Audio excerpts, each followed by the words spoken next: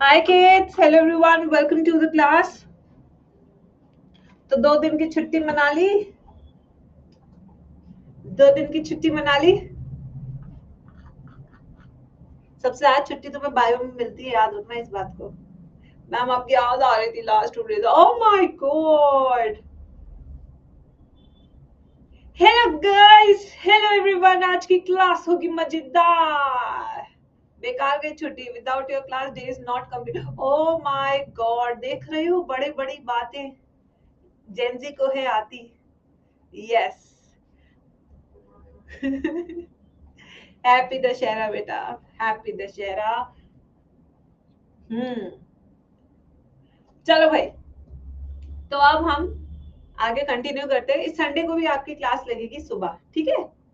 क्योंकि आगे आपको पता ही है, this month is all about holidays. तो जहां जहां टाइम मिल रहा है बस हड़पते रहो और पढ़ाते रहो, हड़पते रहो और पढ़ाते रहो। यही करना पड़ेगा हमें। चले बच्चों, कोई नहीं, छोटी सी क्लास ले लूंगी, ज्यादा लंबी नहीं, बट ले लेंगे। आ जाओ। तो गाइस, कुछ होमवर्क दिया था, होमवर्क किया या नहीं किया? As you can see, homework board पे है। मैंने 3 वाला कराया नहीं था, मैंने होमवर्क दिया था।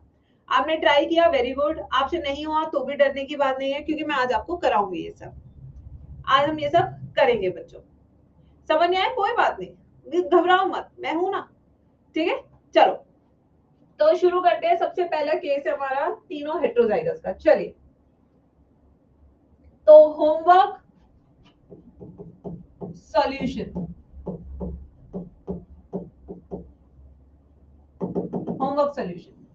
तो यहाँ पे हम होमवर्क का सॉल्यूशन सॉल्व करने वाले हैं। तो सबसे पहला स्टेप बाय स्टेप चलेंगे, इसको सीखेंगे। पहला है हमारा case capital A small A, capital B small B, capital C small C. इसके सबसे पहले नंबर ऑफ गेमीट्स कितने बनेंगे? Yes everyone, what is a formula? Yes, what is a formula? 2 की पावर n। अब जिसने कर लिया वो मैम के साथ डिस्कस करेगा, जिसने नहीं किया है परेशान मत हो, मैं सिखा रही हूँ। 2 की power n, where n is equals to number of heterozygous, तो ये होगी 2 की पावर 3, यानी कि हमें 8 टाइप के गेमीट्स बनाने हैं। अगर आपके गेमीट्स 8 से कम बन रहे हैं, 8 से ज्यादा टाइप के बन रहे हैं, तो आप गलत है बच्चों। उस केस में आप बिल्कुल गलत है। तो ये एक तरह से वेरीफाई करता है। Now we always start from heterozygous. Step number 1, we always start from heterozygous.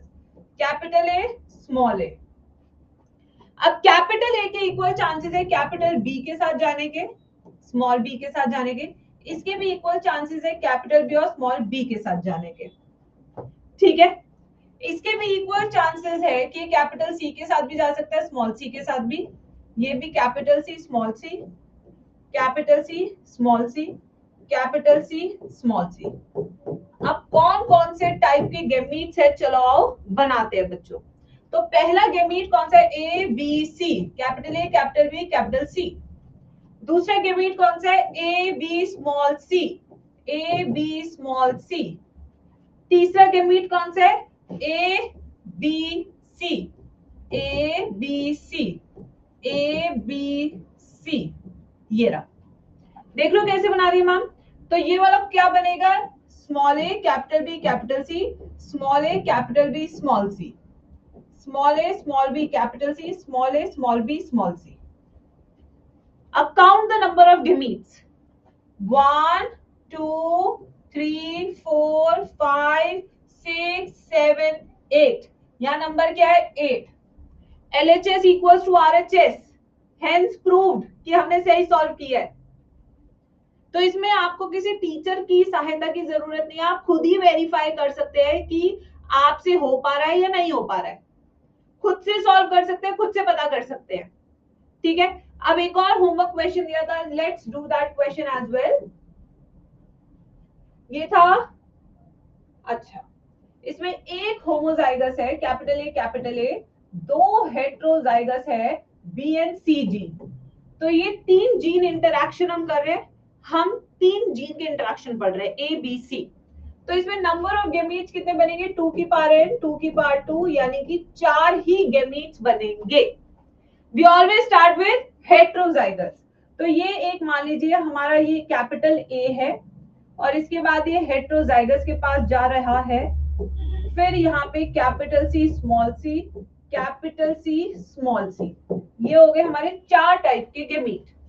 ठीक है, तो पहला कौन सा बना? A B C, A B small C, A small B capital C, A small B small C.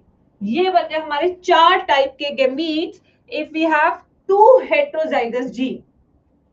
ये 1, ये 2, ये 3, ये 4, और ये भी क्या है? 4। LHS equals to RHS। यहां तक सबको समझ में आया नहीं आया? जिन्होंने नहीं बनाया बनाइए, देखिए, फिर आगे और क्वेश्चन सॉल्व कराती हूँ होमवर्क के। अभी बेटा ये फोकलाइन मेथड है, इस पे सवाल कैसे बनते हैं ये भी है। अभी वो क्वेश्चंस पे कराऊंगी, इन पे सवाल कैसे आएंगे। ये तो चलो तुम्हें डायरेक्ट पता है ऐसे सॉल्व करना है, but how to use this forked line method in which question, ये भी अभी हमें सीखना है। नेक्स्ट क्या है हमारा? अच्छा, ये तीनों हेटेरोजाइगस QRT। ओके, तीसरा क्वेश्चन, होमवर्क क्वेश्चन था QRT।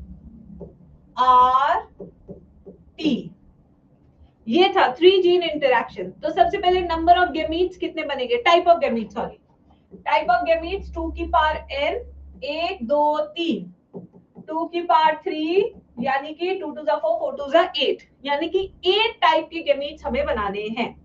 We start with heterozygous. तो हेटेरोजाइगस क्या है? Capital Q, small q। फिर इक्वल चांसेस हैं R और स्मॉल r के पास जाने के, इनके भी इक्वल चांसेस है, capital T small t, capital T small t। ठीक है, ऐसे इसके भी है equal chances, capital T small t, capital T small t। अब बनाते हैं कौन कौन से टाइप ऑफ गेमीट्स है। QRT, QR small t, Q small r capital T, Q small r small t। देखिए next, small QRT, small QR small t, small q small r capital T, small q small r small t। देख रहे हो? इल्मा बनाओ ना, ma'am के साथ क्यों नहीं बना रहे हो? मैम सिखा तो रही है। नहीं बने, अब तो बन रहे होंगे, तुम्हारे साथ साथ सॉल्व कर रही हूँ मैं सारे। नहीं बने कोई दिक्कत की बात नहीं है, सीखो कैसे बना रही हूँ मैम, हर केस बता रही है मैम। नाउ डी केस ए, ओके, ये था case D.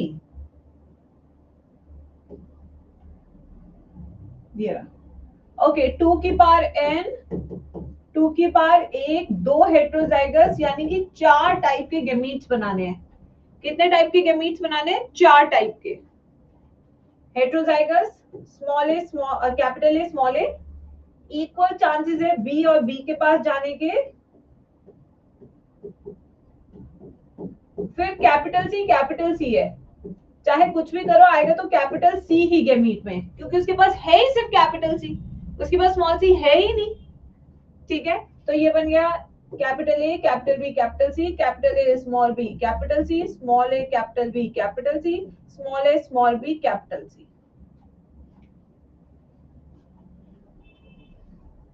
You start with hetero beta, you can start with heterozygous।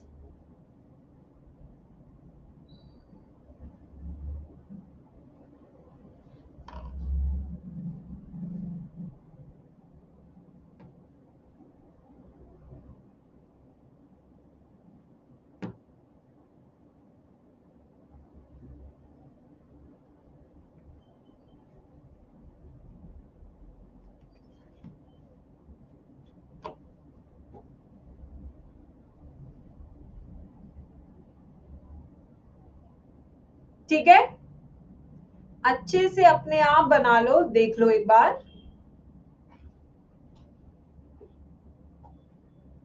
अच्छा, सेकंड वाले में मैंने होमोजाइगस से स्टार्ट किया है बेटा। आप वो तो ये ए लिखा था इसलिए मैंने स्टार्ट किया, वरना you can start with heterozygous also, no worries. ठीक है, चलो अब आते हैं, आज का टॉपिक शुरू करते हैं, फिर उसके बाद we will start with questions जैसे जैसे टॉपिक आते जाएंगे। ठीक है बच्चों, अब देखो बेटा, अगर आप ये सोचेंगे मुझे इस चैप्टर से डर लगता है, तो बेटा डर लगता रहेगा। मुझे भी अपनी क्लास 12 में इस चैप्टर से बहुत डर लगता था, क्योंकि हमने कभी ऐसे पढ़ा ही नहीं था, मैं आपको बता रही हूँ। बट बेटा आप कोशिश करेंगे तो आएगा। मैं कहती हूँ ये चैप्टर फिजिक्स से टफ तो नहीं हो सकता। ठीक है, ये चैप्टर फिजिक्स की क्लास से टफ नहीं हो सकता यार। मुझे फिजिक्स से सबसे ज्यादा डर लगता था अपनी लाइफ में। ना मेरे पास इतनी अच्छी मैम थी, ना इतने अच्छे सर थे, बहुत ही डर लगता था मुझे। ठीक है, चलो आओ बच्चों, अब हम चैप्टर शुरू कर रहे हैं जेनेटिक्स। जैसे कि आपने देखा पिछली क्लास में मैंने इसके आपको बेसिक्स कराए थे, टर्मिनोलॉजीज कराई थी, कि अब जब मैं चैप्टर में आगे जीनोटाइप फिनोटाइप बोलूं तो आप अटके नहीं, आप समझे। ठीक है, यस, फिजिक्स इजी है ma'am, chemistry is love, we make chemistry, we do chemistry, yes. चलो जेनेटिक्स, सबसे पहले इसका डेफिनेशन समझते हैं कि जेनेटिक्स होता क्या है। जेनेटिक्स क्या होता है? Study of genes and gene interaction is called genetics. ठीक है, और जीन्स क्या होते हैं? चलो एक बार ये भी वापस से रिवाइज कर लेते हैं, जीन्स क्या होते हैं? हाँ बताइए, हाँ भाई क्या होते हैं जीन्स? क्या होते हैं? मैंने क्या बोला था? अल्फाबेट्स क्या होते हैं? न्यूक्लियोटाइड्स। इनसे जो नए नए शब्द बनते हैं उनको जीन्स बोलते हैं। जीन्स कौन होते हैं? डीएनए पे होते हैं, और हर जीन कुछ अलग बात कहता है, हर जीन की अपनी कुछ भावना होती है। ठीक है बच्चों, यस। चले, तो यहाँ पे जेनेटिक्स की सबसे पहले लिखेंगे the study of genes, the study of genes and gene interactions is called genetics, is called genetics।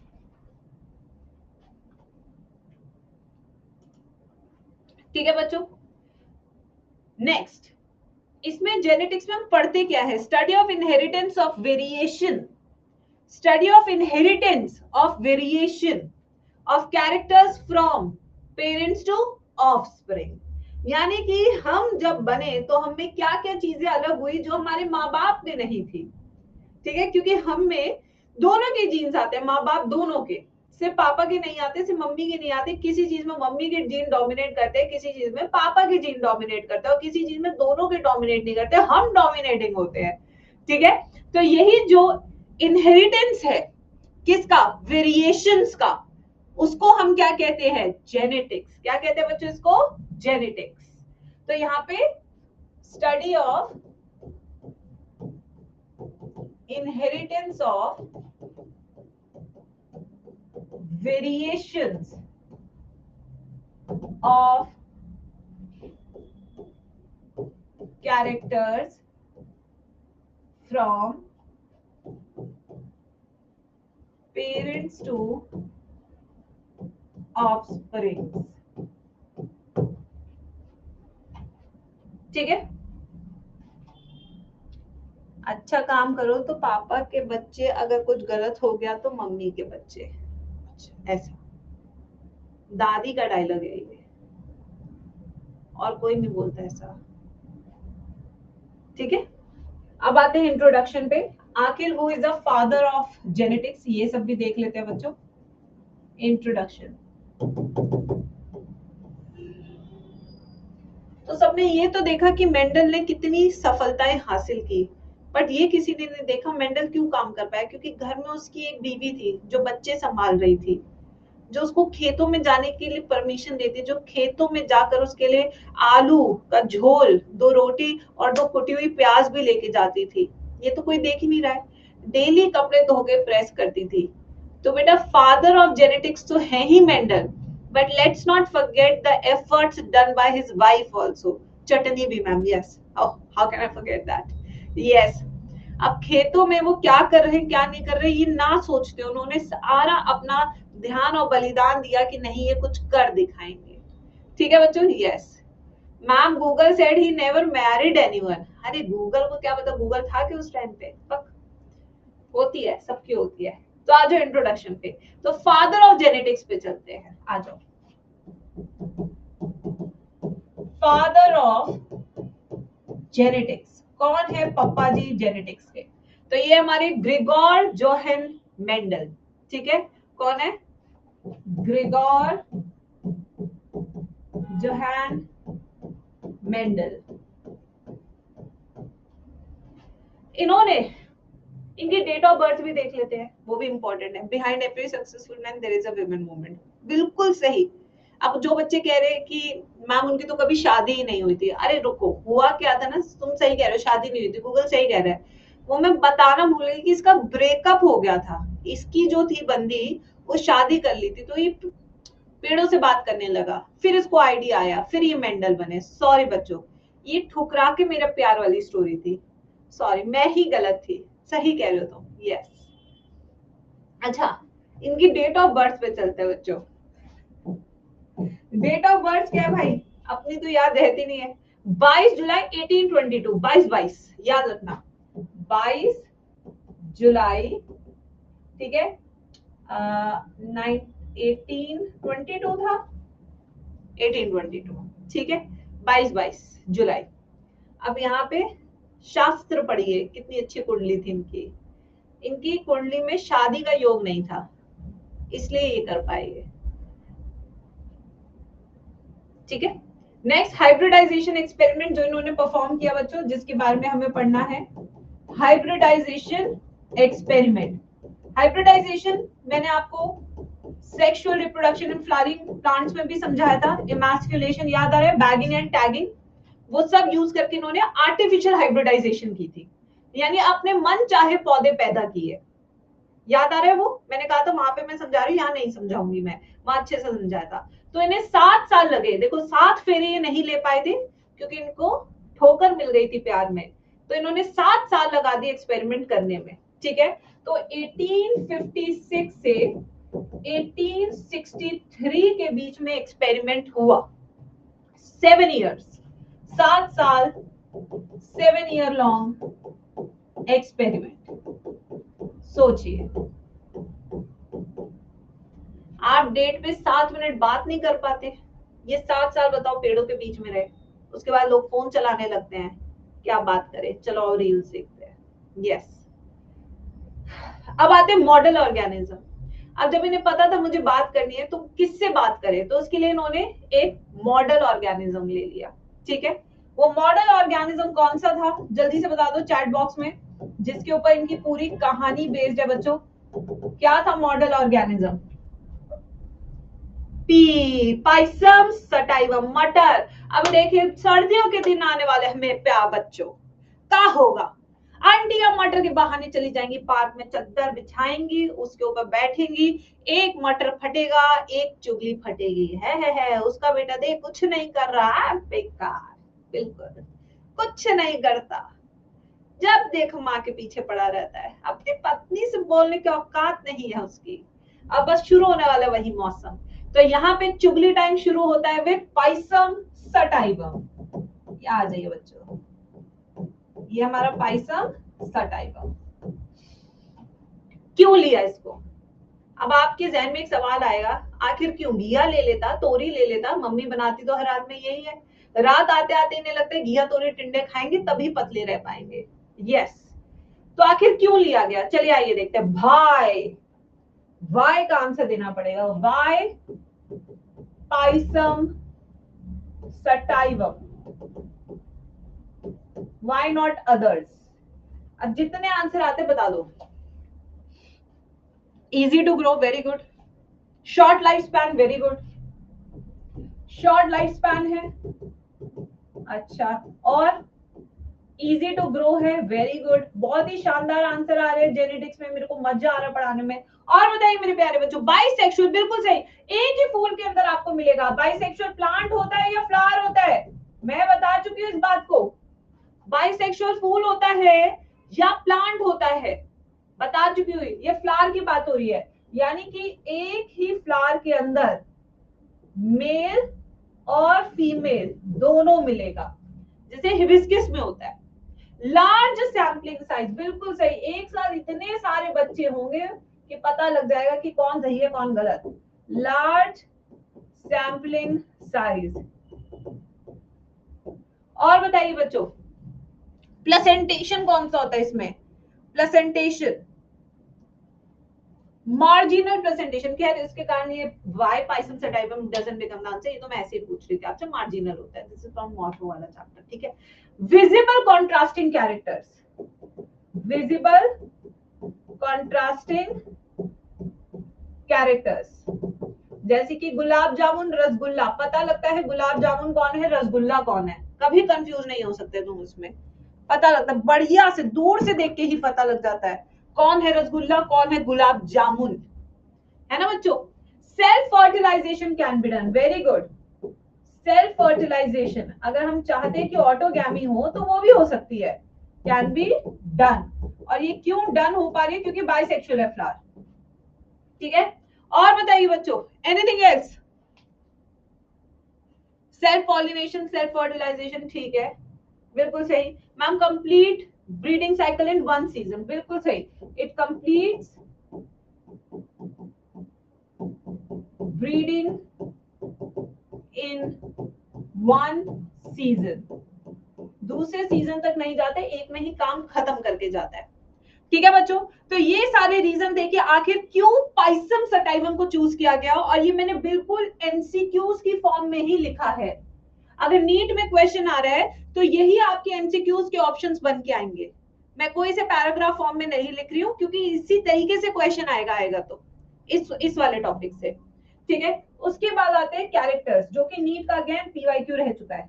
Next, characters studied by Mendel sir Mendel.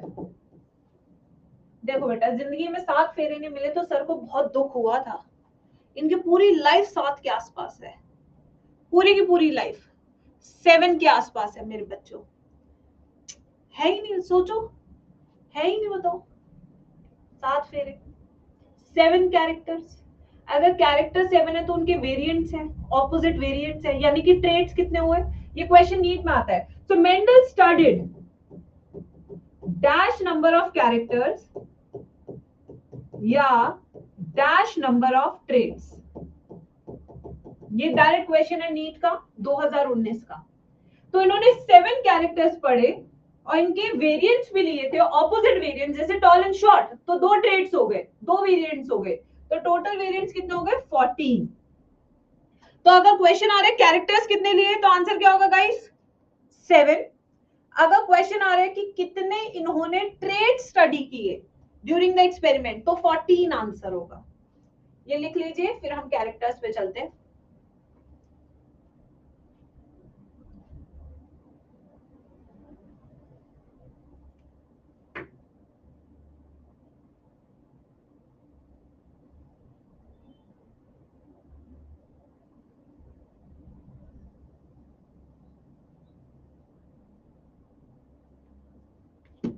Done मेरे बच्चों, ये 7 नंबर की बात ही अलग है मैम, CR7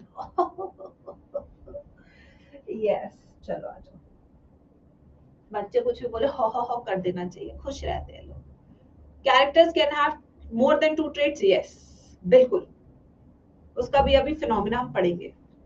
आइए बच्चों, तो कौन कौन से कैरेक्टर्स हैं यहाँ लिख लेते हैं, अभी ट्रिक भी बता देंगे आप लोगों को। कैरेक्टर्स, ठीक है, यहाँ उसका डायग्राम ले लेते हैं या डोमिनेंट ले लेते हैं, और इस साइड रिसेसिव ले लेते हैं, और डायग्राम साथ में ही बना लेंगे, dominant and recessive trait. Okay guys, so trick है जो लड़कियां अक्सर लगाती हैं चेहरे पर बाहर जाने से पहले, जिससे कि टैनिंग ना हो, ठीक है। SPF 50+++ UVT 30, oh sorry UVB, UVA plus plus plus, हुट्टी फुट्टी सब सब जितना भी हो सकता है, क्या होता है वो एसपीएफ होता है गाइस। क्या होता है वो SPF, sun protection factor. Yes, तो एसपीएफ क्या है, चलो आ जाओ, ट्रिक है ये, एस एस, ठीक है, P P F F and last में हाइट। 7 कैरेक्टर्स हो गए, 1 2 3 4 5 6 7 हो गए ना, 7 वेरीफाई हो गया। अब एसपीएफ है क्या, ये मैं आपको बताती हूँ, आ जाइए। एसपीएफ सबसे पहले एस से क्या है, सीड, एस से क्या है, सीड सीड, पी से क्या है, पॉड पॉड, ठीक है। एक मेरा बहुत प्यारा बच्चा ऑफलाइन क्लास में यहाँ पे PAD लिख दिया, ठीक है, और इतना प्यारा बच्चा था, पूछ भी लिया उसने, मैम ये पाद क्या होता है, ये क्या क्या पार्ट है पेड़ का। मैंने कहा बेटा ये मैं नहीं बता सकती, मेरे में इतना टैलेंट ही नहीं है कि मैं तुम्हारे ऐसे सवालों के जवाब दे सकूं। ऑफलाइन में ये सब बहुत होता है, बहुत ज्यादा। ये हो गया एफ से फ्लावर, फ्लावर, ये हो गया हाइट, ठीक है। अब एस, सीड क्या है, seed shape, seed colour, pod shape, pod colour, flower position, flower colour. ये देखो कितनी आसानी से हमने बना लिया, ठीक है। अब यहाँ पे सीड शेप, ये कौन सी है, मैं दोनों शेप बना रही हूं, आप बताने की कोशिश करना कौन सी है ये, एक रिसेसिव और एक डोमिनेंट। चलिए गाइस, पहले वाली सीड शेप कौन सी होगी, everybody in the chat section. पहली वाली है राउंड, जिसके अंदर ज्यादा पानी है, और दूसरी वाली क्या, डिहाइड्रेटेड, ये है रिंकल्ड सीड्स, रिंकल्ड सीड। किसमें स्टार्च ज्यादा होगा कि वो फूल गया, ये वाला, इसमें स्टार्च कम होगा, ठीक है। अगर मुझे ये वाला सीड चाहिए तो कौन कौन से जीनोटाइप पे मुझे ये वाला सीड मिलेगा, जल्दी बताओ चैट बॉक्स में।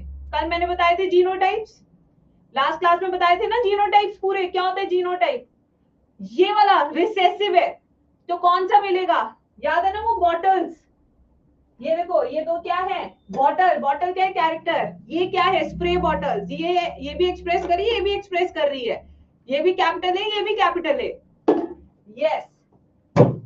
तो अगर मुझे ये रिंकल जीनोटाइप चाहिए सीड शेप का, तो क्या होगा, स्मॉल आर स्मॉल आर, ऐसे पता करा करो तभी जेनेटिक्स याद होगा। सीड कलर, आ जाओ सीड कलर पे आ जाते हैं।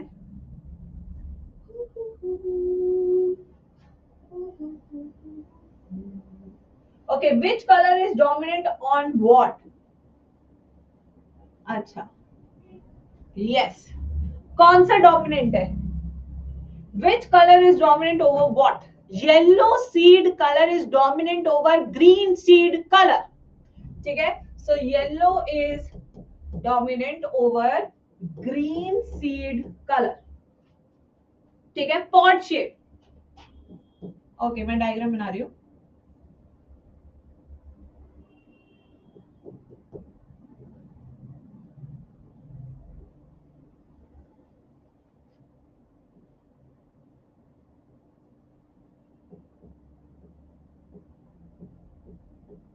ओके, कौन सा पॉट शेप डोमिनेंट है ओवर व्हाट, तो ये वाला एक फुड़की मारने से अलग हो जाता है, इसमें बार बार फुड़की मारने पे अलग होता है, ये बहुत मेहनत कराता है छीलने में, ये कम मेहनत कराते हैं छीलने में, अगर तुमने कभी छीले है तो, मटर नालायको।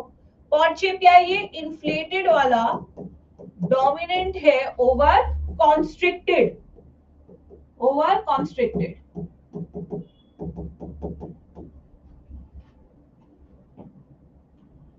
Pod colour,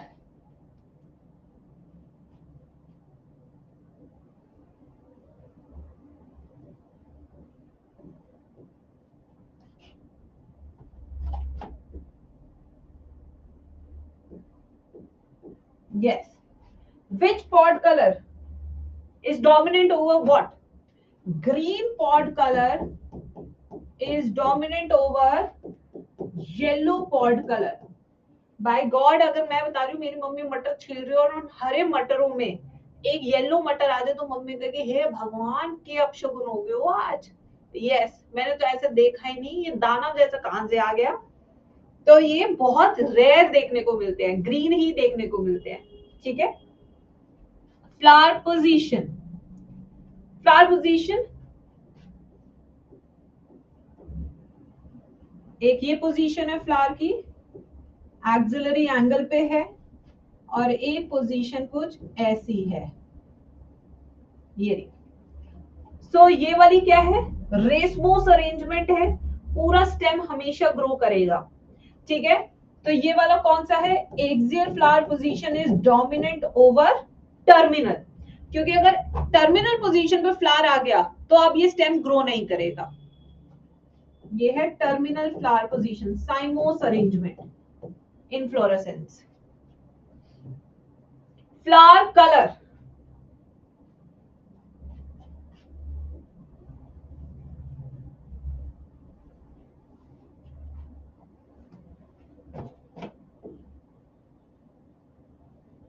okay, which flower color is dominant over what? Violet flower color is dominant over white flower color. Height, tall, dominant over dwarf.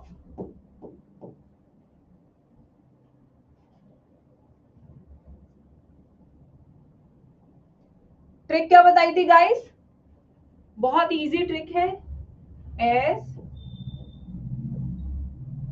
P F.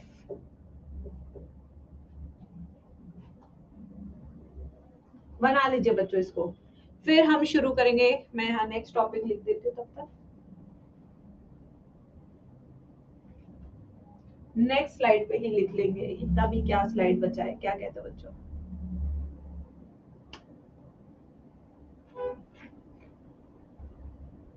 यहाँ एक क्वेश्चन प्रैक्टिस करा देती हूँ। Out of the following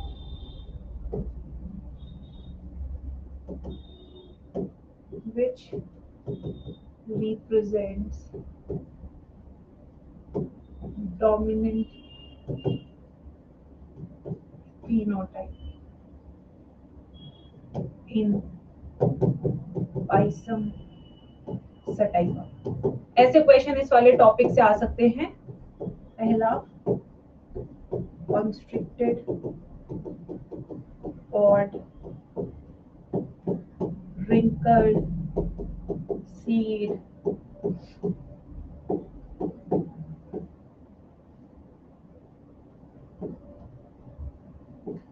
cymose, inflorescence, and then we have yellow seed color। Okay बच्चों,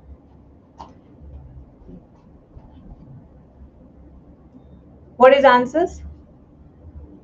सो आप इसमें मैंने थोड़ा सा क्वेश्चन घुमाने की कोशिश की कि मैंने यहाँ पे टर्मिनल की जगह आपको साइमोस इन्फ्लोरेसेंस लिख दिया, बिल्कुल डायरेक्ट क्वेश्चन ना बनाते हुए। तो थोड़ा सा तो ट्विस्ट करता ही है, बट आपको हर तरीके से आंसर आना चाहिए। तो yellow seed colour is dominant phenotype. समझ में आ गया कैसे क्वेश्चन आएंगे बच्चों। तो हम हर टॉपिक के साथ ऐसी कुछ कुछ क्वेश्चंस करेंगे।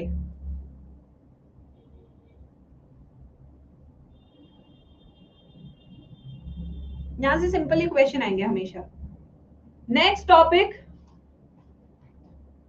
लिख लिया सबने, एवरीबॉडी एक बार बता दो बच्चों।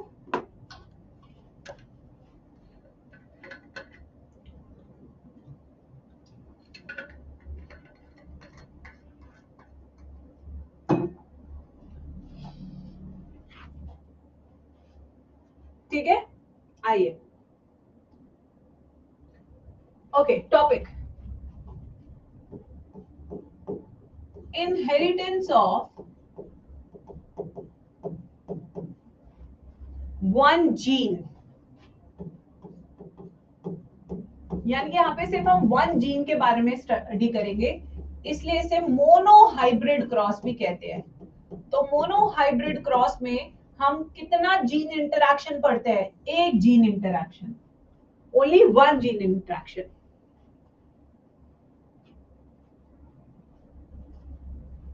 अभी अभी ब्लॉक कर रही हूँ, रुको।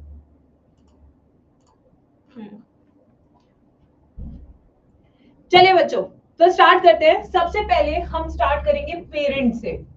अब ध्यान से देखना, ये वाला बहुत इजी है, बच्चों को आता होता है, बट फिर भी मैं कहूंगी, मैं अगर पूरा बना रही हूँ तो आप भी बनाइए, और एक एक आपको होमवर्क भी मिलेगा साथ में।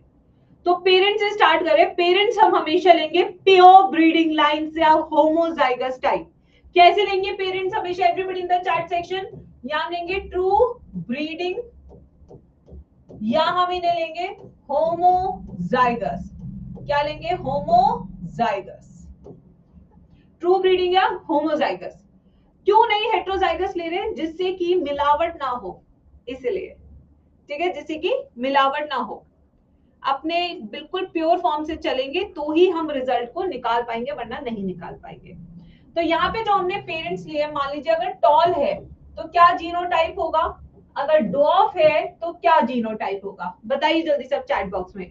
होमोजाइगस भी होने चाहिए, टॉल भी होना चाहिए और डॉफ भी होना चाहिए। तो क्या जीनोटाइप होंगे पेरेंट्स के? बताइए अपने आप से, इतना मैं पढ़ा चुकी लास्ट क्लास में भी। तो होमोजाइगस टॉल, होमोजाइगस डोमिनेंट, और ये होगा डॉफ स्मॉल टी। ये हो गए पेरेंट्स के जीनोटाइप। अब पेरेंट्स के गेमीट्स बनाइए। बताइए बच्चों, कितने तरह के गेमीट्स बनेंगे?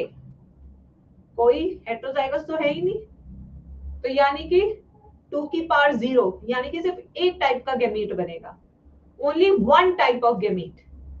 ठीक है, ये वाले पेरेंट के कितने गेमीट बनेंगे? एक ही टाइप का तो बनेगा। कौन सा बनेगा? कैपिटल टी बनेगा। तो इसका गेमीट एक ही टाइप का होगा, कैपिटल टी।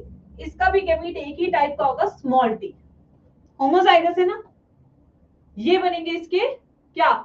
गेमीट्स। अब आते हैं F1 जनरेशन पे, फीलियल 1 या F1 जनरेशन। आइए बच्चों, तो इस वाले पेरेंट के क्या गेमीट्स थे? Capital T, capital T.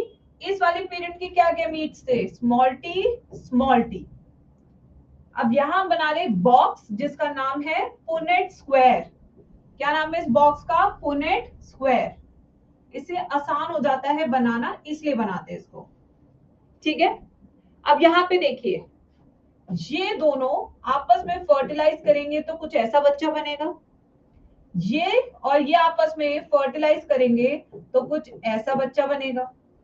ये वाला और ये वाला आपस में करेंगे तो कुछ ऐसा। ये लीजिए, तो यानी कि F1 जनरेशन में, F1 जनरेशन में सारे जो बच्चे हैं ऑफस्प्रिंग, वो कैसे हैं? सारे ऑफस्प्रिंग कैसे हैं जरा बताइए। सारे के सारे क्या है? All heterozygous. F1 जनरेशन में सारे बच्चे कैसे हुए हैं? हेट्रोजाइगस। कोई भी होमोजाइगस नहीं है।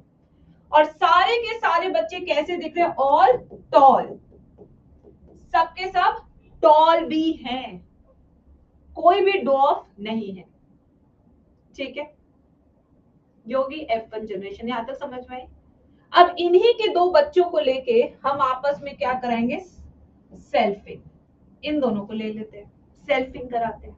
यानी कि अब हम F2 जनरेशन की तरफ बढ़ रहे हैं, और यहाँ पे हमने इस तरीके से दो बच्चे ले लिए। ये ले लिए हमने दो बच्चे F2 के लिए। गेमीट्स बताइए कितने तरह के बनेंगे? अब बताइए गेमीट्स कितने तरह के बनेंगे?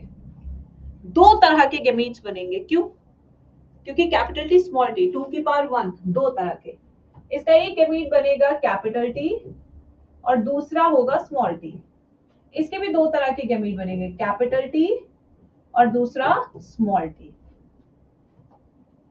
अब सेल्फिंग करा देते हैं बच्चों, F2 जनरेशन बना देते हैं, filial two F2 generation, punnett square.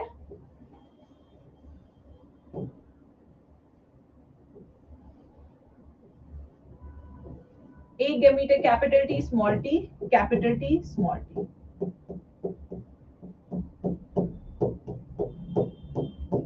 ये लो, यही आएगा।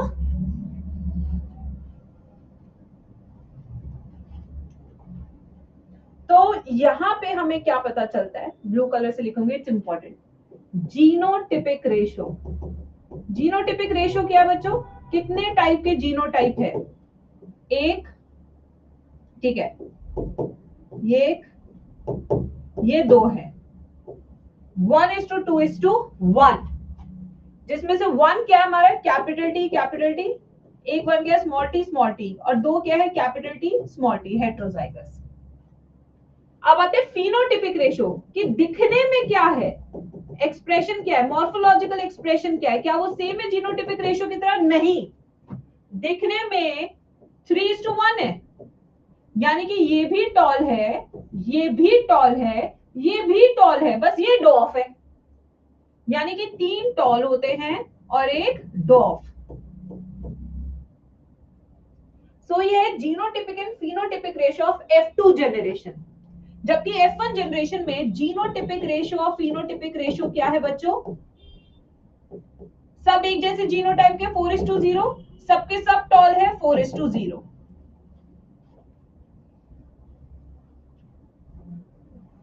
दोनों का फर्क देखिए जीनोटिपिक और फिनोटिपिक रेशियो में।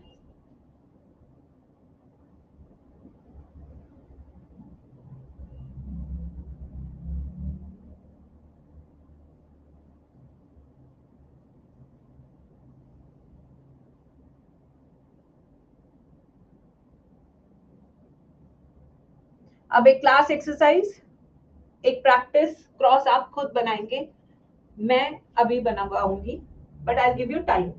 तो क्लास कैसे चलेगी जेनेटिक्स में, एक पूरा स्लाइड मैं बताऊंगी, पहले समझाऊंगी, उसके बाद सेम चीज with different character you will do it in the class only, and please ये सब बच्चे करेंगे, ठीक है बच्चों, यस। अब आइए next, now this is practice question of mono hybrid cross again. अब यहाँ पे पेरेंट्स,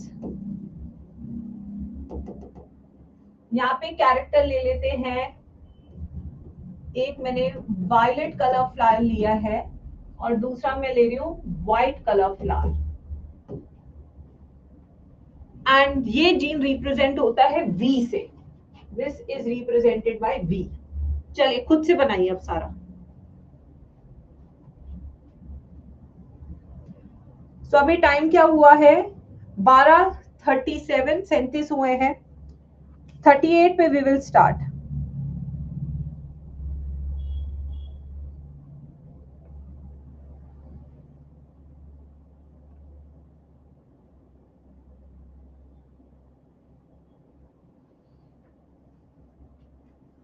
पेंसिल से लिखा करो, पेंसिल से। इस चैप्टर में जब जब मैं खुद से करने को दूंगी उसमें आप पेंसिल से लिखा करो, जब भी कोई चेंजेस हो हाथ के हाथ रब करके फिर उसे फाइनल बनाया करो। प्लीज पेंसिल रखेंगे सब बच्चे इस क्लास में अपने साथ, ज्यादा अपने नोट्स को खराब ना करो, फिर जो मैं लिखवाती हूँ वो तो आप पेन से लिख लीजिए, जो ये ऐसी क्लास एक्सरसाइज होती है उसमें पेंसिल यूज कीजिए। Okay 37 seconds done.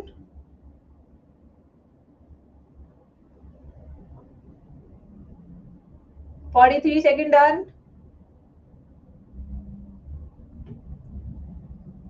50 डन। सब बनाइए बेटा, सबको टाइम दीजिए क्लास में बनाने का, टाइम नहीं मिलेगा तो बच्चे छोड़ देते, फिर उनका मन भर जाता है जेनेटिक्स से। चलिए तो अब स्टार्ट करते हैं। जैसे कि आपने देखा मैम ने कोई जीनोटाइप नहीं लिखा, कुछ भी नहीं लिखा, सिर्फ एक कैरेक्टर लिखा जो मैं आपको समझा चुकी हूँ, जिससे कि आपको आदत हो जीनोटाइप खुद से बनाने की।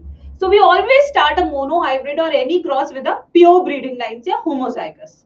तो कौन सी लाइन से शुरू करते हैं हम, होमोजाइगस। हम शुरू करते हैं प्योर ब्रीडिंग लाइन से।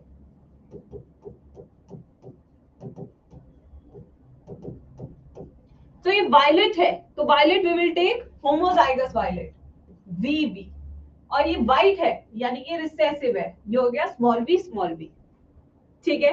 तो इसके गैमीट्स कैसे बनेंगे एवरीबॉडी नाउ?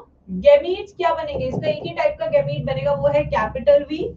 इसका एक ही टाइप का गैमीट बनेगा, वो है स्मॉल वी। अब F1 जनरेशन से स्टार्ट करते हैं, फीलियल 1 या F1। इस F1 जनरेशन में हम सबसे पहले बनाएंगे पुनेट स्क्वायर।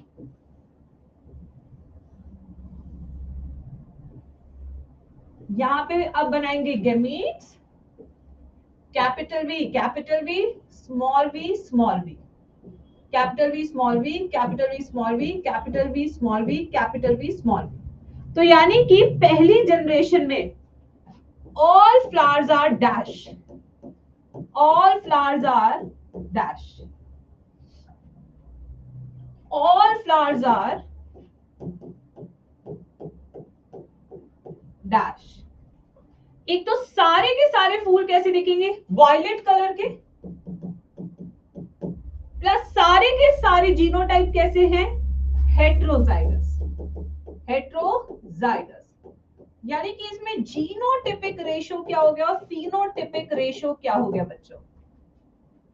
जीनोटिपिक रेशो एक ही टाइप का जीनोटाइप है तो 4:0, एक ही तरह का एक्सप्रेशन है, सब वायलेट है तो 4:0। यहां तक सब बच्चों को क्लियर? अब आगे चलते हैं फिर से। अब इन दो में हम सेल्फिंग कराने वाले हैं। क्या कराने वाले हैं?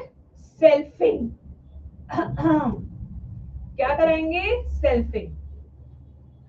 अब सेल्फिंग में देखेंगे यहाँ पे, अब यहाँ पे सबसे पहले इसके गैमीट्स बनाते हैं। इसके दो तरह के गैमीट्स बनेंगे, एक बनेगा कैपिटल वी और एक बनेगा स्मॉल वी।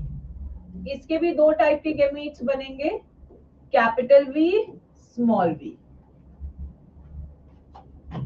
अब डब्बा बना लेते हैं गाइस, आ जाओ।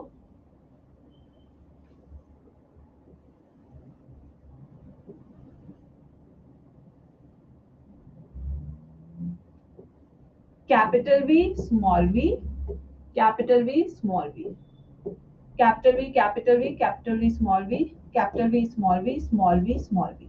Now what is the genotypic ratio? What is the phenotypic ratio in F2 generation of monohybrid cross? बताओ वापस, आपको लग रहा होगा मैम क्यों रिपीट करा रहे हो बार बार, बट ट्रस्ट में बच्चे, इस चैप्टर में हम रिपीट नहीं करेंगे तो हमें पता नहीं लगेगा। एक बार आपके हाथ से हर चीज कराना बहुत जरूरी है।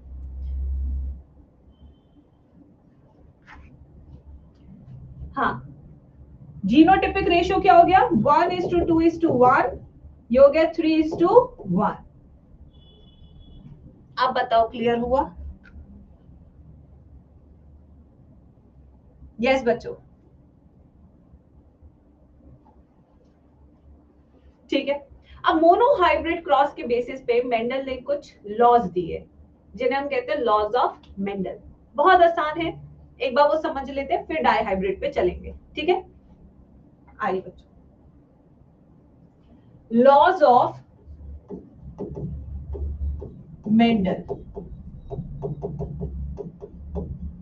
on the basis of monohybrid cross। तो ये जो भी इन्फ्रेंस हैं वो किसके बेसिस पे आए हैं? मोनोहाइब्रिड क्रॉस के बेसिस पे।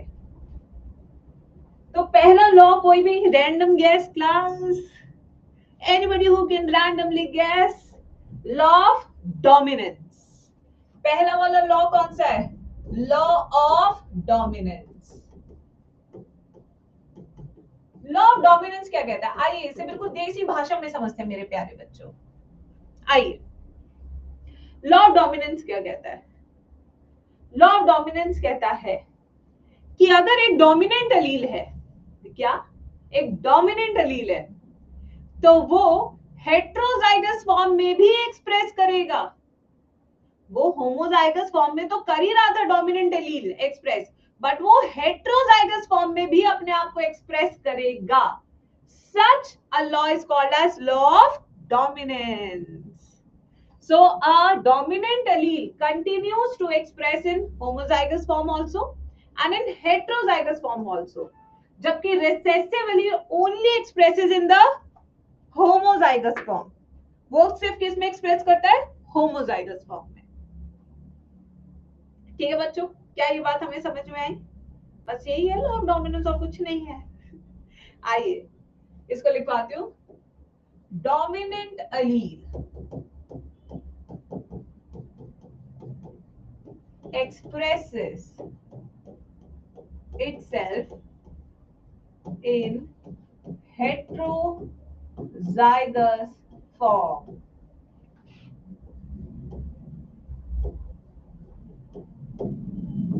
as well. होमोजाइगस में तो कर ही रहा था, उसमें भी कर रहा था। ठीक है बच्चों, नाउ दीज फैक्टर्स, ये जो फैक्टर्स है, फैक्टर्स क्या होते हैं? जीन्स। फैक्टर्स क्या होते हैं? जीन्स। जीन्स पेयर्ड फॉर्म में होते हैं या सिर्फ एक ही में प्रेजेंट होते हैं या पेयर में होते हैं? जीन सिर्फ एक होता है या पेयर में होते हैं? होमोलोगस क्रोमोसोम होते हैं ना, दोनों पे सेम लोकेशन पे जीन प्रेजेंट होता है ना। हो सकता है कि एक पे एक्सप्रेस करे एक पे ना करे, बट सेम पे होता है ना, तो they are always in pairs. So genes are always in pairs, factors are always in pair. Factor word किसने यूज किया था? मेंडल ने। बट वही यूनिक जीन्स किसने बोला था? जोहानसन ने। किसने बोला था? Johansson. Johansson Johansson always occur in pair.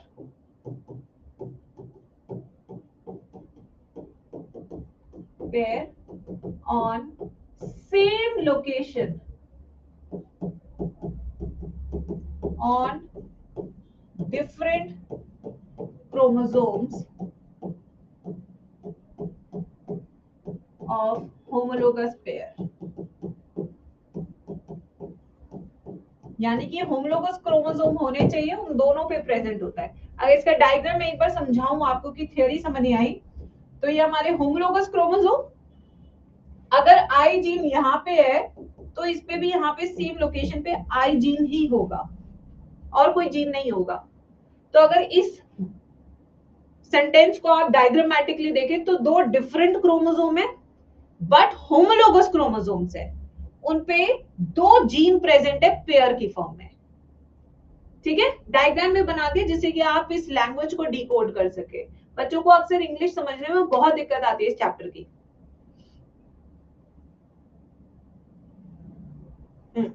Ma'am एक पेयर जीन का, एक जीन एक पेरेंट के होमोलोगस क्रोमोसोम में रहता है और दूसरा जीन दूसरे पेरेंट में होता है। मुझे सवाल समझ नहीं आया सच में। हाँ, एवरी कैरेक्टर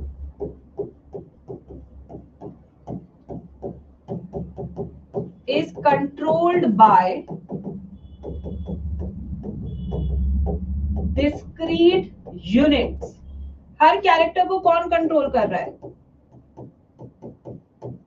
कॉल्ड जीन्स और कॉल्ड फैक्टर्स। तो आपके शरीर में जो एक्सप्रेशन हो रहा है उसे कौन कंट्रोल कर रहा है? जीन्स कंट्रोल कर रहे हैं ना।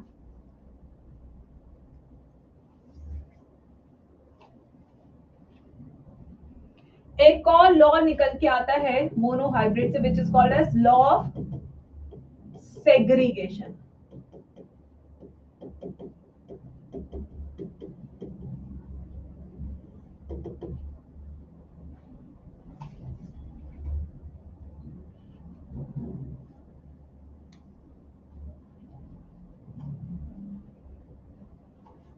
मैम मतलब ये होमोलोगस क्रोमोसोम एक ही पेरेंट के अंदर रहता है। ये एक पेरेंट है, इसमें होमोलोगस क्रोमोसोम है, इसका गैमीट बनेगा, ये एक के पास जाएगा, ये दूसरे के पास जाएगा, फिर वो गैमीट फर्टिलाइज करेगा महिला की गैमीट के साथ, उसके पास भी इसका जोड़ीदार प्रेजेंट होगा। ठीक है,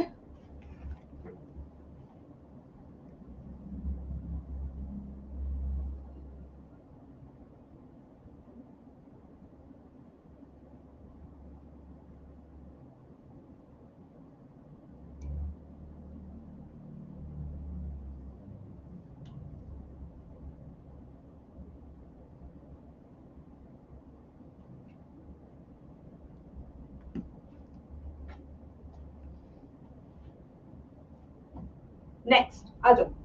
देखो बच्चों, जैसे कि अब एक बच्चे ने सवाल पूछा, ये एक होमोलोगस क्रोमोसोम है, इस पे कैपिटल ए है, स्मॉल ए है, ठीक है।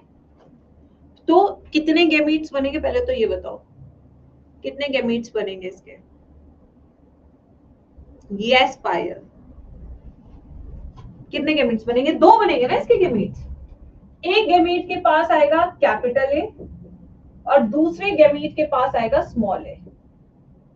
ऐसा तो नहीं ना कि इसका आधा इसके पास आ जाएगा, इसके पास कैपिटल है और इसका भी आधा इसके पास आ जाएगा, ऐसा कुछ होता है क्या? नहीं, क्लियर कट है कि एक कॉपी ऑफ जीन एक गैमीट के पास जाएगी, दूसरी कॉपी ऑफ जीन दूसरे गैमीट के पास जाएगी। This is clear cut phenomena, this is called law of segregation. अगर मेरे पास दो मकान है, दो बच्चे हैं, तो क्लियर है कि भाई दोनों बच्चों के पास एक एक मकान जाएगा। अगर दोनों एक ही बच्चे के पास जा रहे हैं यानी कि इम्बैलेंस हो रहा है नेचर में, इसलिए जितना आप अपने बेटे को प्रॉपर्टी देते हो उतनी बेटी को भी दीजिए। कहा मम्मा मेरी बात सुनो, ठीक है? यस, तो वही चीज है बेटा, this is called purity of gametes. इस फिनोमिना को क्या कहते हैं?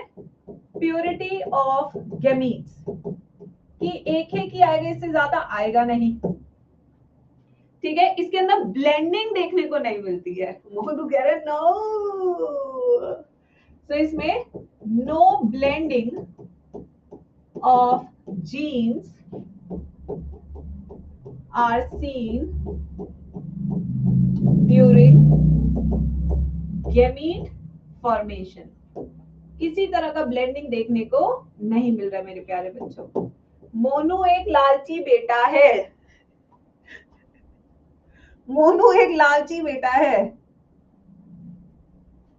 So during gamete formation, each gamete receives only one copy of gene, two copy of gene या 1.5 copy of gene। Yes बच्चों, during gamete formation,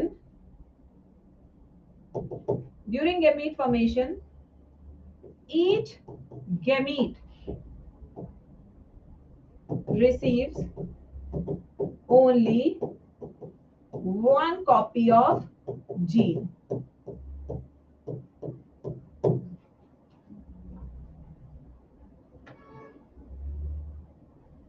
इसे यूनिवर्सली एक्सेप्ट किया गया, यूनिवर्सली एक्सेप्टेड विदाउट एक्सेप्शन।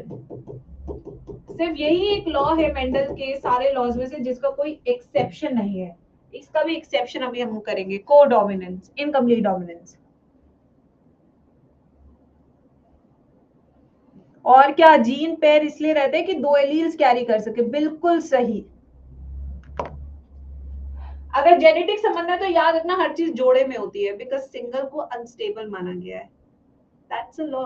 ये मेरी तरफ से नहीं आया है, ये आपकी एनसीईआरटी बोल रही है, ये आपके कॉन्सेप्ट्स बोल रहे हैं। अगर आपको ये लग रहा है कि मैम ऐसे क्यों बोल रही है, तो यही है, जोड़ा ही स्टेबल है, अकेला अनस्टेबल है।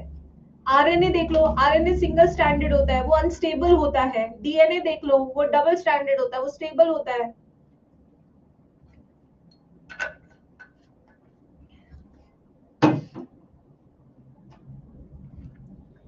लॉ ऑफ डोमिनेंस क्या कहता है बच्चे?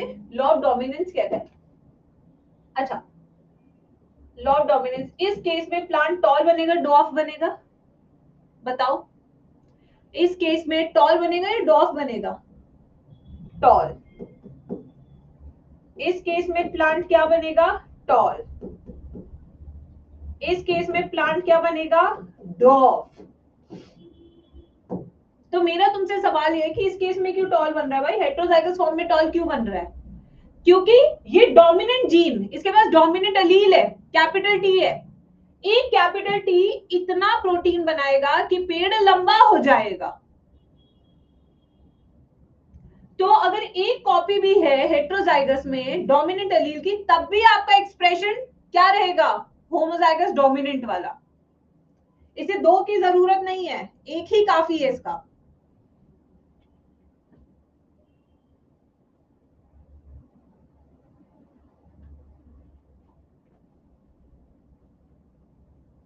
लिख लिया सब बच्चों ने? आगे चले डाई हाइब्रिड क्रॉस पे, वो और भी मजेदार है। मैम आज टाइम ही नहीं खत्म हो रहा। ठीक है, तुम यही सब सोचो, आज टाइम खत्म नहीं हो रहा, कल टाइम खत्म हो रहा था, आज ऐसे हो रहा था, मैम आज वैसे हो रहा था। बेटा हर चैप्टर रिप्रोडक्शन नहीं हो सकता ना। चलो आओ, अब हम कुछ सवाल कर लेते हैं पहले, फिर उसके बाद शुरू करते हैं। Question number 1। रुको, इसके लिए मुझे अपना आईपैड लाना पड़ेगा। अरे बेटा ये चैप्टर सिर्फ वही पढ़ सकते हैं जिनका दिमाग सच में है पढ़ाई में, बुरा मत मानना। What interesting chapter for me, this is the most interesting one। But बच्चों की बातें बच्चे जाने भाई। लॉ ऑफ इंडिपेंडेंट असॉर्टमेंट के लिए बेटा डाई हाइब्रिड क्रॉस पढ़ाना पड़ेगा पहले मैम को। चलो, let's do the questions guys. What will be the probability of small a, small b, small c if a person has gene combination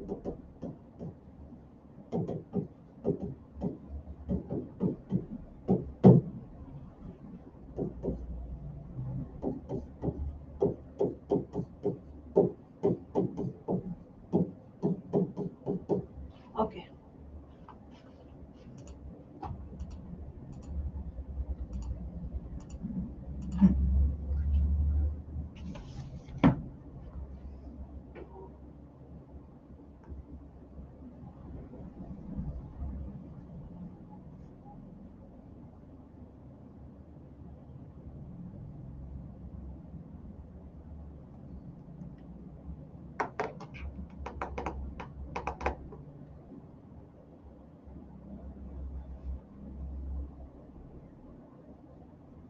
yes guys, तो अभी आंसर आ रहा होगा। जैसे कि आप ये क्वेश्चन देख सकते हैं बोर्ड पे मैंने दिया था कि what is the probability of having a gamete small A, small B, small C if a person is having this combination.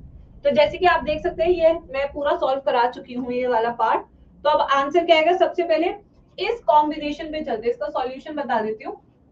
अगर आप इस कॉम्बिनेशन को देखें तो इसके अंदर टाइप ऑफ गैमेट्स कितने बनेंगे guys.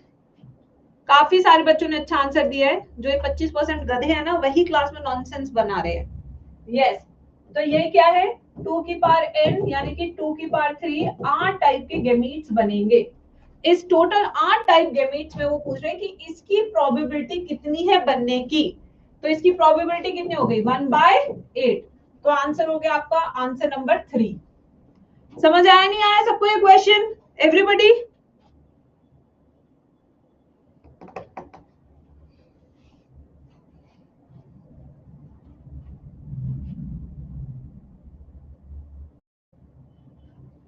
Question number 2, hybridization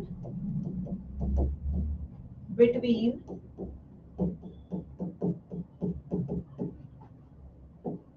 gives rise to the progeny of ratio 1:1, 1:2:1, 1:2। Gametes बनाइए फटाफट से सब, गैमीट्स बनाइए, पुनेट स्क्वायर बनाइए सब फटाफट से। I'll give you 30 seconds for this question। बनाइए सब।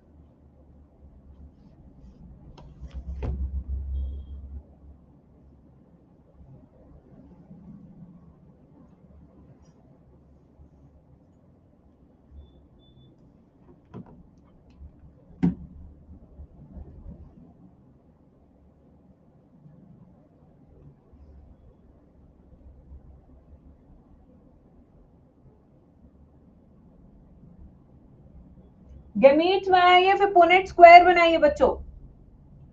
बिल्कुल भी शॉर्टकट मत लीजिए क्वेश्चन सॉल्व करते वक्त। तो आइए इसका सॉल्यूशन बताती हूँ। सॉल्यूशन ये देखिए, तो इसका आंसर है, अभी तो पहले देखते हैं, capital T small T small T, इसके दो टाइप के गेमीट्स बनेंगे, एक कैपिटल टी स्मॉल टी इसका, एक टाइप का गेमीट बनेगा स्मॉल टी। ये बना लिया हमने पुनेट स्क्वायर, ये रहा capital T small T, capital T small T, small T small T small T small T. यानी कि 50% यहाँ पे आपको टॉल दिख रहे हैं, 50% आपको डॉफ दिख रहे हैं। पता लगा? तो क्या है बच्चों, यहाँ पे 50% प्लांट कैसे हैं आपके, टॉल हैं, और 50% पेड़ आपके कैसे आए हैं, डॉफ आए हैं, छोटे आए हैं। ठीक है, तो यानी कि आपका आंसर क्या हो जाएगा, ये वाला 1:1।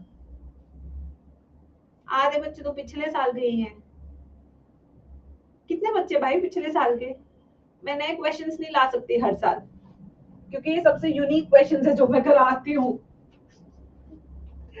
ए दादा क्या करूं इन बच्चों का, अरे सिलेक्शन ले लो ना, अरे इतने सारे यार, तुम सिलेक्शन लेके कल्टी मारो यार इस साल, फिर मैं क्या क्वेश्चन कराऊं, पढ़ाई देती हूँ फिर सारा। तो एटलीस्ट आंसर तो मत देखो ना पिछले साल के, काय को माहौल खराब कर रहे हो क्लास में, मेरी इतनी मेहनत भी करा रहे हो, तभी तो इनका मन नहीं लगता। What will be the probability of child having combination this if father is and mother is combination?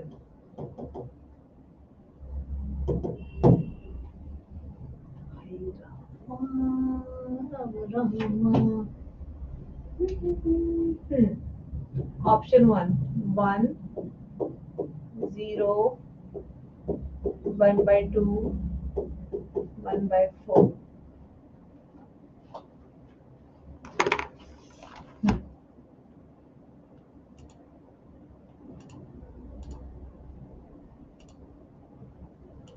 चलो सॉल्व कीजिए।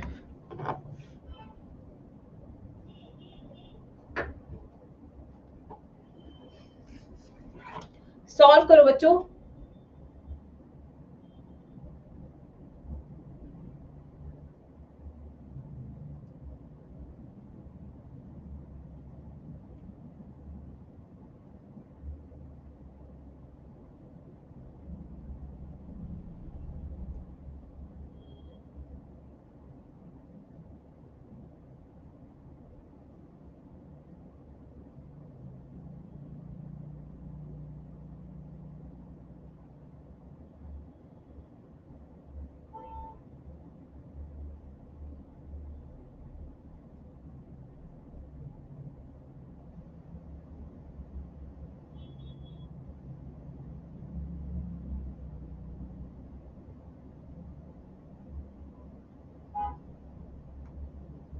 हो गया? ओह अब उठ पहाड़ के नीचे। मैंने सवाल बदल दिया था, तो आइए बच्चों, बच्चे का कॉम्बिनेशन है ये, फादर का कॉम्बिनेशन है ये, father capital A small A, capital B small C. तो पापा के कितने टाइप के गेमीट्स बनेंगे, 2 की पावर n, 2 की पावर 1, एक हेटेरोजाइगस से दो तरह के गेमीट बनेंगे पापा के शरीर से। कैसे बनेंगे, हेटेरोजाइगस से स्टार्ट करते हैं, capital A small A, B C, यानी कि दो तरह के गेमीट बन गए, A B C, small A capital B capital C. तो ये फादर के दो तरह के गेमीट्स है। अब आ जाओ मदर पे। मदर का जीनोटाइप क्या है, small A small B small C. तो यानी कि यहाँ सिर्फ एक ही टाइप का गेमीट बनेगा, ये है वो गेमीट। और बच्चे का कॉम्बिनेशन क्या है, चलिए अब फादर का है ए बी सी मदर का तो एक ही गैमीट है, तो यानी कि कॉम्बिनेशन बन गया A B B and C small C. ठीक है, दूसरा वाला गैमीट कौन सा है फादर का? Small A capital B capital सी। मां से तो सब small A small B small C, small ए ये हो गया कॉम्बिनेशन। बच्चे का कॉम्बिनेशन कौन सा है? ये वाला, ये रहा बच्चे का कॉम्बिनेशन। तो यानी कि इस कॉम्बिनेशन के चांसेस कितने हो गए? 1/2, यानी आंसर हो गया ऑप्शन नंबर 3। कैसा लगा?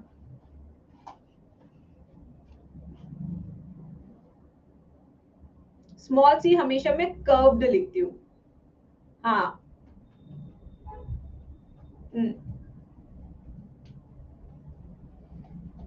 आ गया ना? बहुत होशियार बन रहे थे। नेक्स्ट क्वेश्चन, कोई एक बार क्यों स्टार बॉय, पहले तो आंसर आ रहे थे बड़ी तेज तेज। पहले फादर के 2 टाइप के गैमीट्स बनाओ, मदर का गैमीट बनाओ, फिर दोनों को फर्टिलाइज करो, फिर देखो बच्चों के क्या कॉम्बिनेशन निकल के आ रहे हैं। ऐसी क्या हो गई? यस, ऐसा क्या है इसमें नया जो मैंने अभी तक नहीं समझाया है? जब से कह रही हूँ गैमीट बनाना सीखो, क्यों नहीं सीखते हो गैमीट बनाना? यस, पहले पापा के गैमीट बनाओ ना, पूरा स्टेप बाय स्टेप समझाया है। पापा के 2 तरह के गैमीट है, माँ से एक ही तरह का गैमीट आएगा, तो एक ही तरह का यूज करेंगे ना फर्टिलाइजेशन का मदर से। बट पापा के 2, इसलिए 2 केसेस हो गए 1/2। मैं ये सॉल्व तुम्हारे लिए कर रही हूँ, मैं तो आंखों से बता दिया था आंसर 1/2 है। अभी तो क्वेश्चन बनाया मैंने, गधे। बहुत ओवर कॉन्फिडेंस में उछल लेते क्लास में, फिर जब सवाल सॉल्व नहीं होता ना, फिर हमारी मैडम ने नहीं कराया है, उन्हें खुद नहीं आता था। What will be the probability of gamete PQR if the combination of mother is PPQQRR? 1, 1/2, 1/4, 1/8.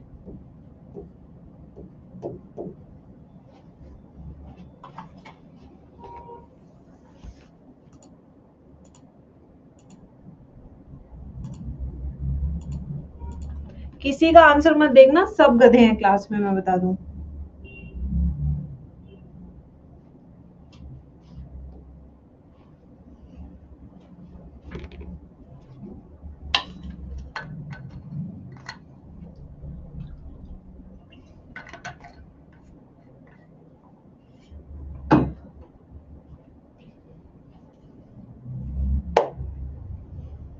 Okay, तो मदर का कॉम्बिनेशन है capital P capital Q small capital R small r। पूछ रहा है कि इस वाले का गैमीट की कितनी प्रोबेबिलिटी है। ठीक है, तो आंसर क्या है? 0। क्यों है 0? क्योंकि इसके मदर के पास कैपिटल P है, और पूछ क्या रहा है? Small p। बनेगा ही नहीं। अगर आपको यकीन नहीं है तो मैं बना के दिखा देती हूँ। सबसे पहले टाइप ऑफ गैमीट्स 2 की पावर n 2 की पावर 2, 4 तरह के गैमीट्स बनेंगे। ठीक है, कैपिटल P Q R, ये देखिए, अब ये सेम केस मैंने गैमीट फॉर्मेशन में लिया था। Capital P capital Q capital R।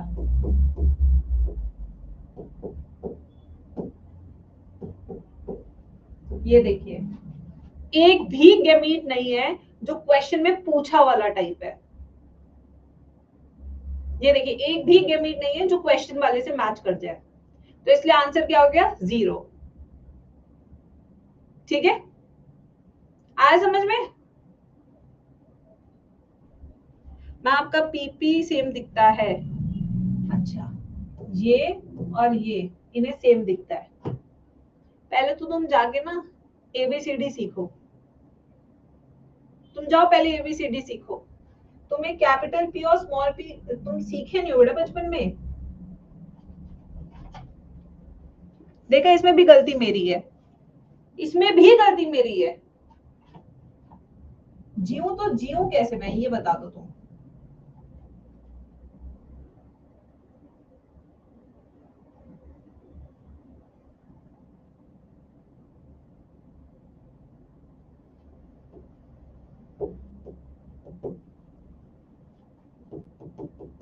In a field, it was found that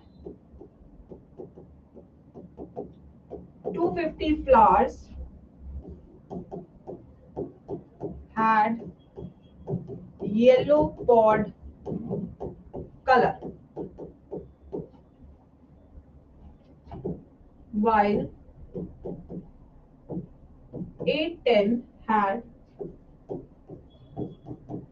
green pod color. What is the best conclusion?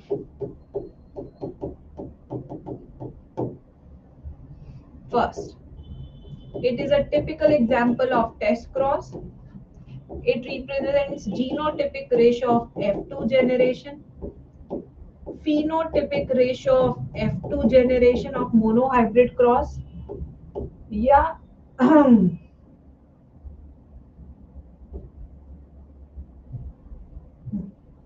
It is F1 generation.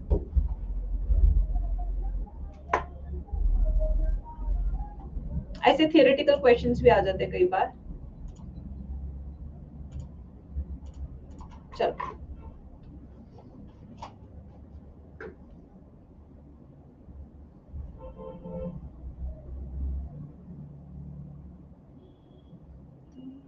मुझको बताइए।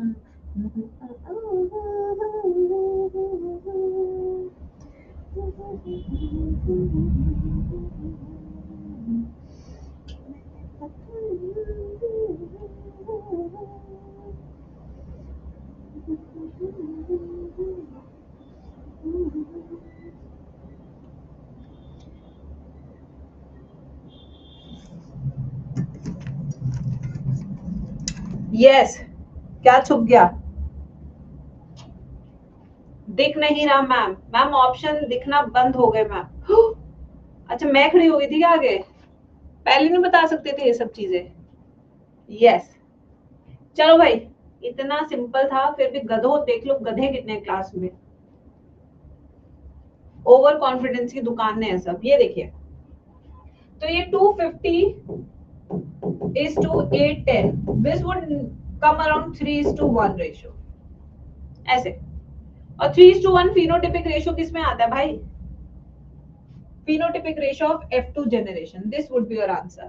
सारे क्वेश्चन जरूरी नहीं है कि न्यूमेरिकल बेस्ड हो, कुछ आपके कॉन्सेप्चुअल क्वेश्चंस भी होते हैं, जो आजकल वो दीदी भैया बना रहे हैं ना रील्स कि हे गाइस आपको पता ही है कि एनटी ने बोल दिया कि इस बार कॉन्सेप्चुअल क्वेश्चंस का बोलबाला होगा। यस, एक साल खुद ने पेपर दिए, इन्हें पता है कि इस बार पेपर में बोलबाला होगा कॉन्सेप्चुअल क्वेश्चन का। तो वही बोलबाला कॉन्सेप्चुअल क्वेश्चंस ये होते हैं मेरे प्यारे बच्चे, ये होते हैं। ठीक है, किसी की भी वीडियो देख के ऐसे इन्फ्लुएंस मत हो जाया करो, तुम्हारे टीचर्स को पता रहता है हम हर तरह का क्वेश्चन कराते हैं। ठीक है, चले ये हो गए। अब और क्वेश्चंस करेंगे once we do the dihybrid cross. Now the next heading guys, two gene inheritance also called as dihybrid cross। मजा आ रहा है क्लास में सभी प्यारे बच्चों को? कुछ कुछ क्वेश्चंस, कुछ कुछ टॉपिक।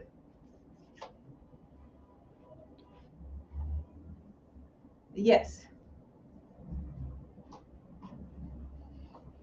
आप देखते हैं। तो यहाँ पे बच्चों डाई हाइब्रिड मतलब कि यहाँ पे हम दो जीन्स की बात करेंगे। आपको पता है हमारे शरीर में ना एक जीन होता है ना दो जीन होता है, हमारे शरीर में होते हैं 30,000 जीन। तो एक समय में 30,000 जीन का मतलब कि भगवान इट वाज लाइक भगवान was a super computer before GTA. Yes, तो मतलब आप सोचिए 30,000 जीन से कितने उसमें से हेट्रोजाइगस होंगे। मान लो कि 15,000 हेट्रोजाइगस है, तो 2 की पावर एन, एन यानी 15,000 इतने तरह के गैमीट बन रहे हैं, इतने तरह के गैमीट। सोचो, तब तुम्हें पता लगा होगा। विशाल कह रहा मैम 750 होंगे ना कि 810। मुझे पूरा एग्जैक्ट बताना ही नहीं था, अप्रॉक्स ही बताना था मुझे। यस, मैं चाहती ही नहीं थी मैं 750 लिखूं, यही तो फसाना था। ठीक है, चलो अब पेरेंट्स से स्टार्ट करेंगे। पेरेंट्स कैसे लेते हैं? True breeding, pure breeding, homozygous. तो यहाँ पे अकॉर्डिंग टू एनसीईआरटी हम 2 ले रहे हैं जीन। एक है हमारा capital R capital R capital Y capital Y, यानी कि सीड कैसा होगा? यस, कैसा होगा? Round and yellow seed. कैसा सीड होगा ये? Round and yellow seed. Seed colour yellow, shape उसका राउंड होगा, दोनों डोमिनेंट जीन्स हैं।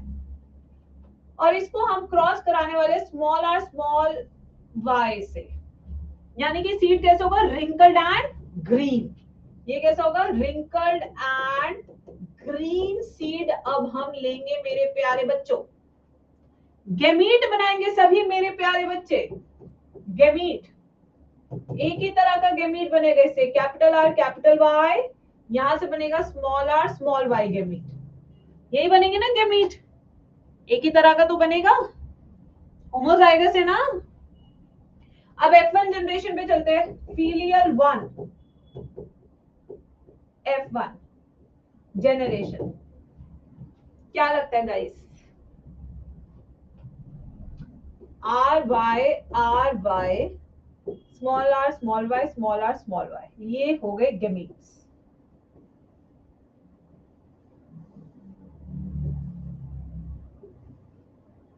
अब फर्टिलाइजेशन के बाद सब हेट्रोजाइगस बनेंगे, सब के सब हेट्रोजाइगस। तो in F1 generation all seeds are dash, all seeds are dash. What is the genotypic ratio? What is the phenotypic ratio? Answers in the chat section. मैं कुछ भी नहीं बताऊंगी, आप बताएंगे। अब सारे सीड्स कैसे होंगे? सारे के सारे हेट्रोजाइगस है विद वन डोमिनेंट एलील। सारे सीड्स होंगे आपके round and yellow in F1 generation. Genotype कैसा रहेगा सबका? ऑल आर हेट्रोजाइगस, कोई भी होमोजाइगस नहीं होगा। जीनोटिपिक रेशियो क्या आएगा? 4:0। Phenotypic ratio 4:0।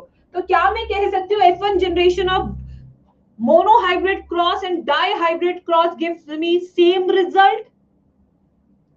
जो हमारा F1 जनरेशन है मोनोहाइब्रिड का और डाइहाइब्रिड का, गिव्स अ सेम रिजल्ट।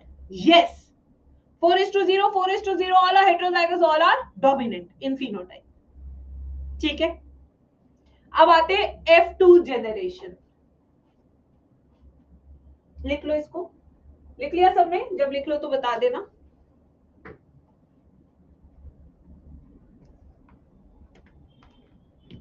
लिखिए बच्चों।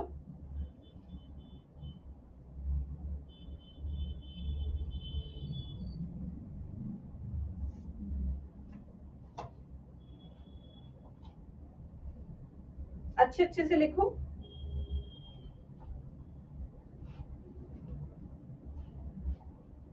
अब देखो F2 जनरेशन,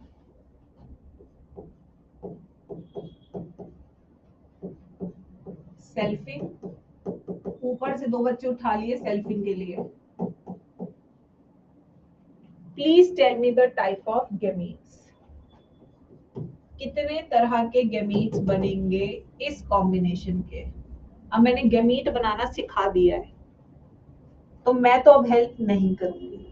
बच्चों ने देखते ही बता दिया कि मैम 4 टाइप के गैमीट बनेंगे। कौन से 4 टाइप के बनेंगे? इससे 4 टाइप के गैमीट बनेंगे। एक बनेगा कैपिटल आर वाले, दूसरे स्मॉल आर वाले। Capital Y small Y, capital Y small Y. ये इसके 4 टाइप के गैमीट्स हो गए। इसके भी 4 टाइप के ही गैमीट्स बनेंगे मेरे लाल, इसके भी 4 टाइप के ही गैमीट बनेंगे।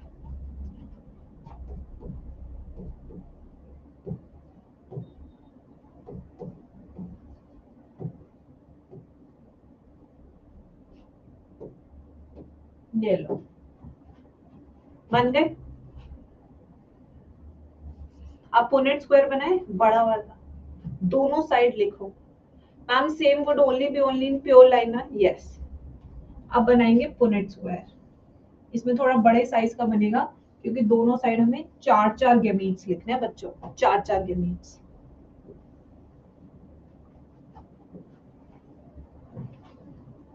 Are Y R Y R, अभी से ही गलत करना शुरू कर दिया, बात की तो बात ही अलग है भाई।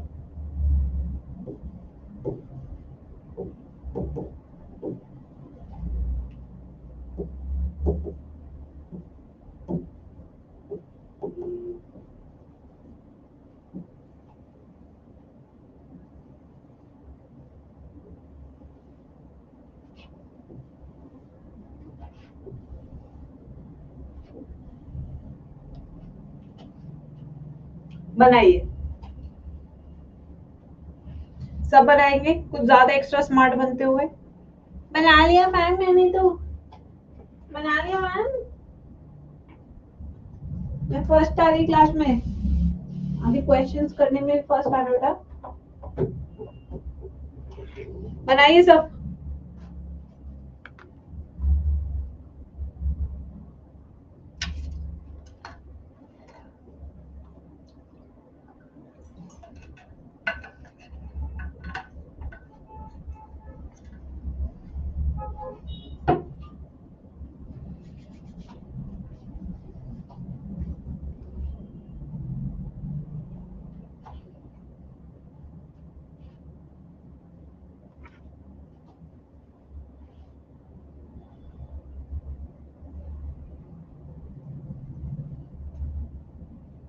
डन, चले अब मैं भी आपके साथ बनाती हूँ।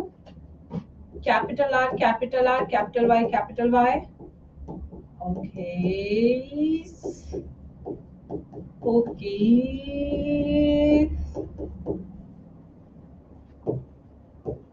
ओके,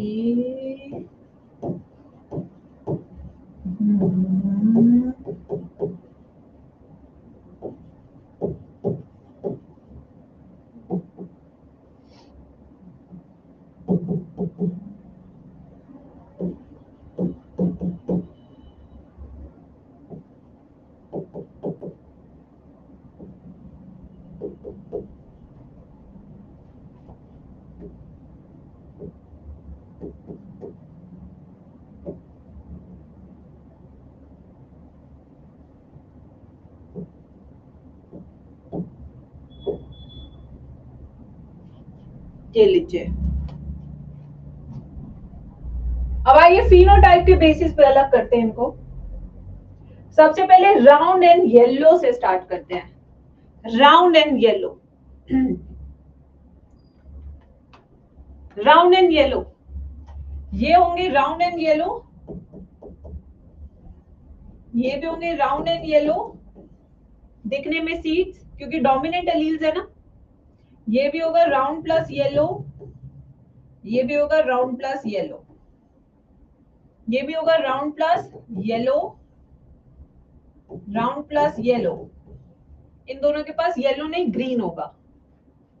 ये भी होगा round plus yellow, round plus yellow, ये नहीं होंगे। ये होगा राउंड प्लस येलो, बस। कितने हो गए round plus yellow guys? Round plus yellow out of 16 कितने फिनोटाइप है राउंड प्लस येलो वाले? 4, 5, 6, 7, 8, 9, 9 हो गए। अब आते हैं राउंड प्लस ग्रीन, ऐसे सीड्स जो राउंड प्लस ग्रीन है। आइए राउंड प्लस ग्रीन को निकालते हैं। ये हो गए राउंड प्लस ग्रीन, ये हो गया राउंड प्लस ग्रीन, ये हो गया राउंड प्लस ग्रीन। राउंड क्यों? क्योंकि कैपिटल है। 3 हो गए राउंड प्लस ग्रीन। फिर हम निकालेंगे हम रिंकल्ड येलो। कितने हैं रिंकल्ड येलो? फिर निकालेंगे wrinkled plus green.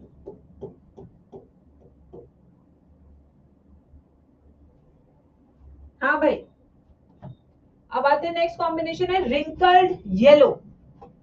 Yellow dominant है over green, wrinkled plus yellow,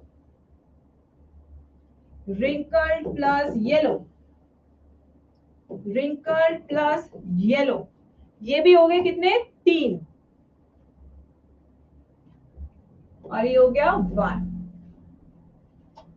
So what is the phenotypic ratio in F2 generation of dihybrid cross?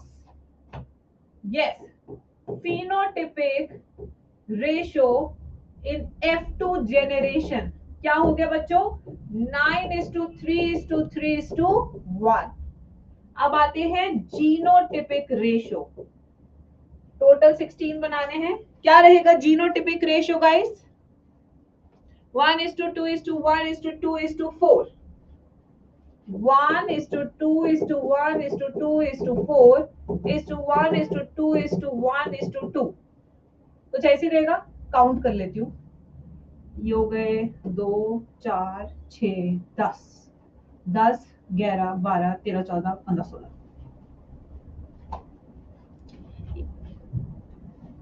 ठीक है, इसका सीक्वेंस चेंज कर दूं? कर देती हूँ, चलो।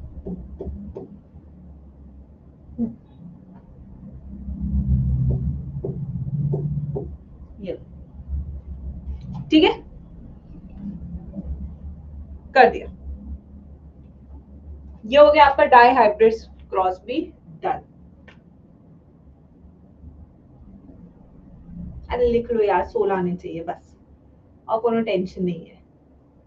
अब इस पे कुछ सवाल किया जाए डाई हाइब्रिड क्रॉस पे? हाँ, क्वेश्चन टाइम। एक बार सब बच्चे इसको लिख लेंगे। Now start with questions.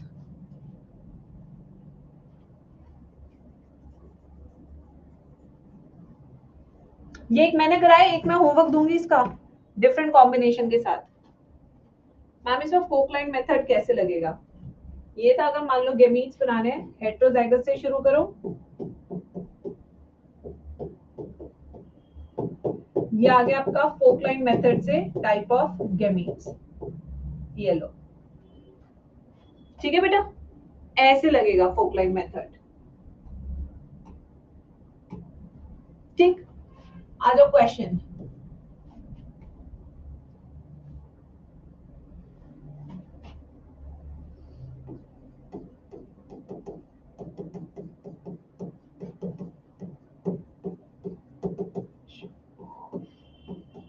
Genotype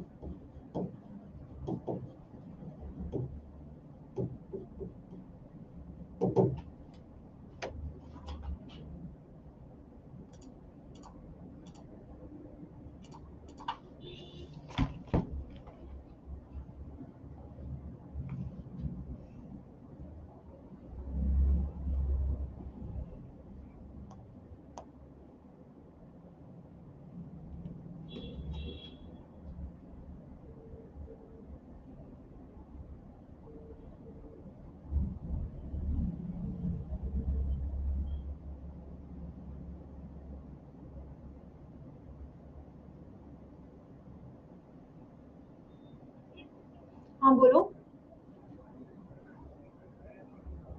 हाँ आ रहा था, मैं तो क्लास में हूँ। नहीं, अच्छा ठीक है।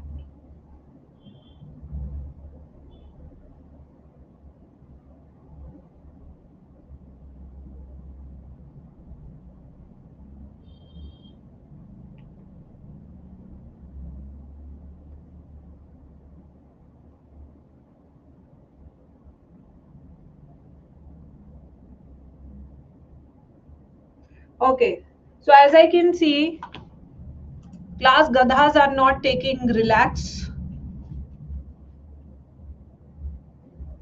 Okay, so guys, सबसे पहले आओ तो मैं मैथ सिखाती हूँ। आइए आज हम मिलके मैथ सीखेंगे। बायो, फिजिक्स, केमिस्ट्री, बक क्या होता है ये सब, हम मैथ सीखेंगे। ठीक है, कैसे मैं बताती हूँ। पहले तो ये 4:1 है, अगर इसको आप कैलकुलेट करोगे ये भी 4:1 ही आएगा, अगर आप इसको कैलकुलेट करोगे तो भी 4:1 ही आएगा। सो टेक्निकली सारे ऑप्शन सेम थे। ठीक है, बायो की टीचर ने मैथ्स में खिला दिया, मैथ्स में खिला दिया। बिफोर जीटीए 6, बिफोर जीटीए 6 गर्व करूंगी मैं माँ के आगे। यस, चलो तो पहले तो आगे तो छोड़ो, क्वेश्चन समझाऊं क्या, पहले तो मैथ्स ही सिखा दो इन्हें। ठीक है, चलो आगे चलते हैं। क्वेश्चन सॉल्व कैसे करना है, सॉल्यूशन। ये पूछ रहा है कि ये वाला जीनोटाइप कितना आता है डाइहाइब्रिड क्रॉस में, और ये वाला जीनोटाइप कितनी बार आता है डाइहाइब्रिड क्रॉस में, जो अभी हमने बनाया है। तो ये वाला तो आपको पता है एक ही बार आता है। ठीक है, और ये वाला देखो 1 2 3 4, 4 बार आता है, ये हो गया 4। क्या आंसर बना। गौरी भाई तो मैं कह रही थी बेटा, रटा रटाया तो करते ही हैं आप। और जो पिछले साल के बच्चे हैं जिन्हें लग रहा है मैं सवाल नहीं बदल रही, मैं सारे सवाल बदल रही हूँ। अच्छा तुमने मुझे बता दिया कितने सारे बच्चे पिछले साल के हैं। गेम खेलने में मजा आ रहा है अब। चलो नेक्स्ट, इन्हें लग रहा है कि सेम सवाल उठ के आ जाएंगे, गधे हो गए, प्रैक्टिस कराने के लिए बैठी हूँ। Next, how many types of gametes will be formed if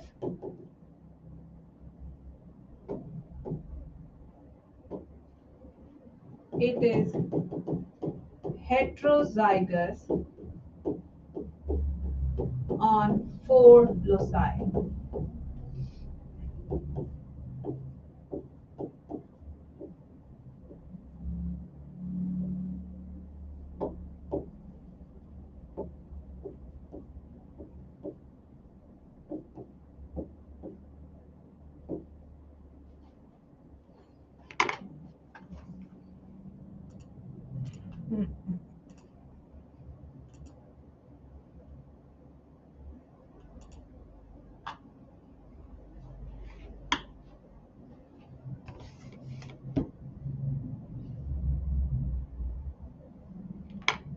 बेटा लीना, जिंदगी भर कोकिला मोदी की रील्स बनानी है क्या।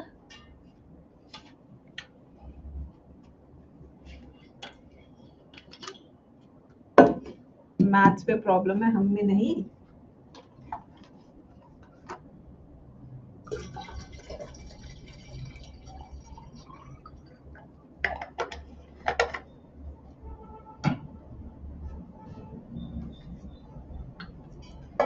Oh my God, लगता है you got it late guys. Yes. Easy question में बच्चों को रॉन्ग करा दिया। तो जैसे कि आप देख सकते हैं this is 2, 2 means B, answer is 60। Question बहुत सिंपल था, मैं तो कह ही नहीं रही क्वेश्चन सिंपल नहीं था। अब मैं इसका सॉल्यूशन देती हूँ। सिर्फ क्लास के 29 बच्चों ने ही सही जवाब दिया है। ठीक है, प्रेजेंस ऑफ माइंड है ही नहीं, तुम में जीरो है। ये देखिए सिंपल क्वेश्चन था, सॉल्यूशन बताते हो। हेटेरोजाइगस ऑन 4 लोसाई, मतलब कि 4 लोकेशन पे जीन हेटेरोजाइगस फॉर्म में है। तो 2 की पावर n, 2 की पावर 4, 16 इज आंसर। ठीक है, यस। Next question.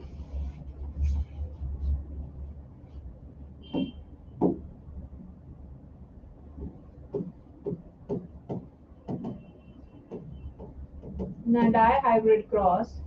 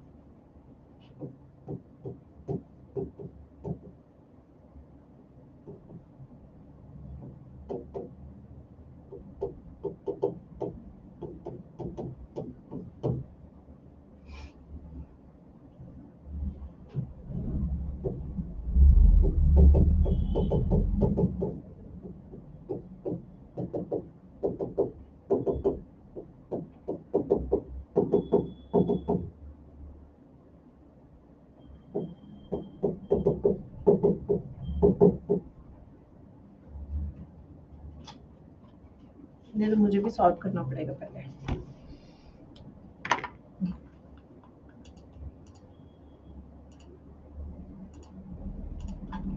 यस,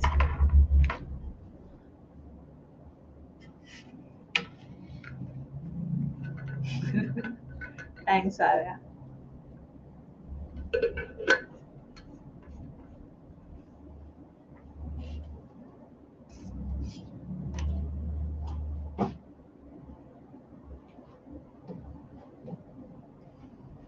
चलिए जल्दी कीजिए।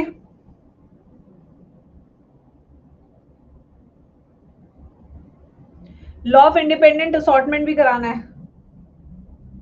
और टेस्ट क्रॉस भी।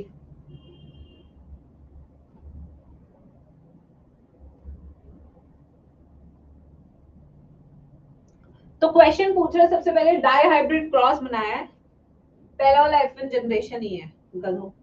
देखो ये है,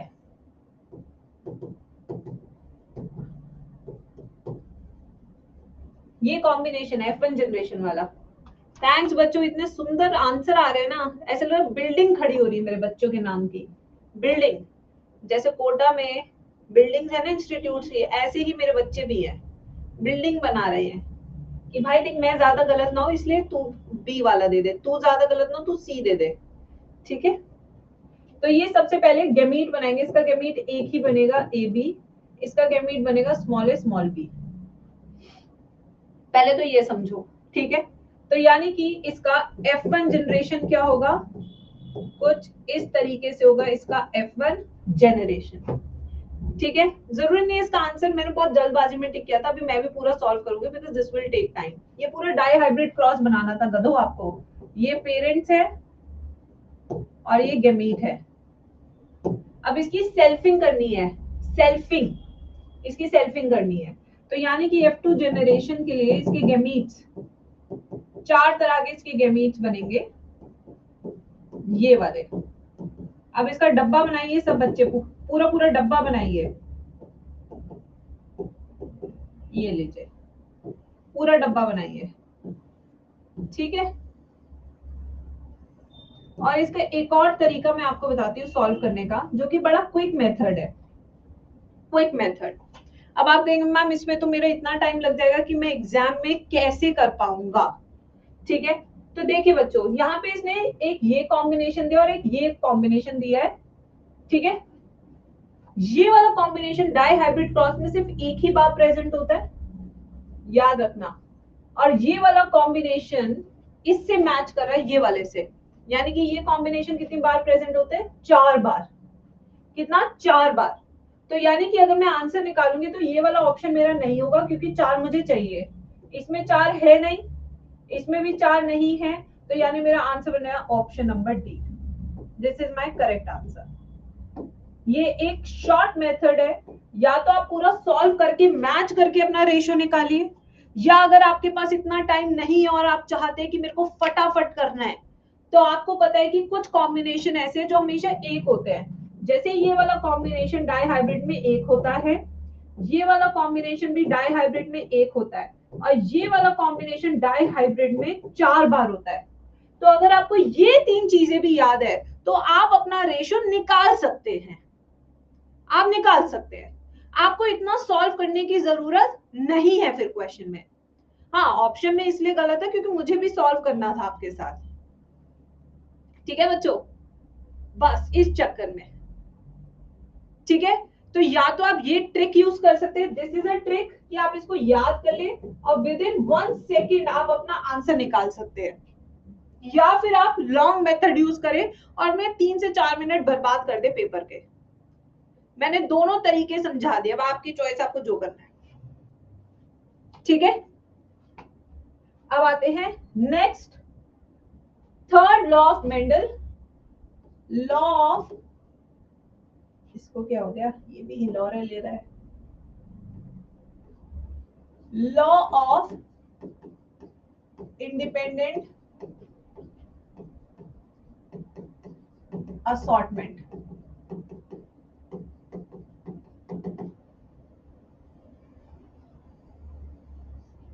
law of independent assortment.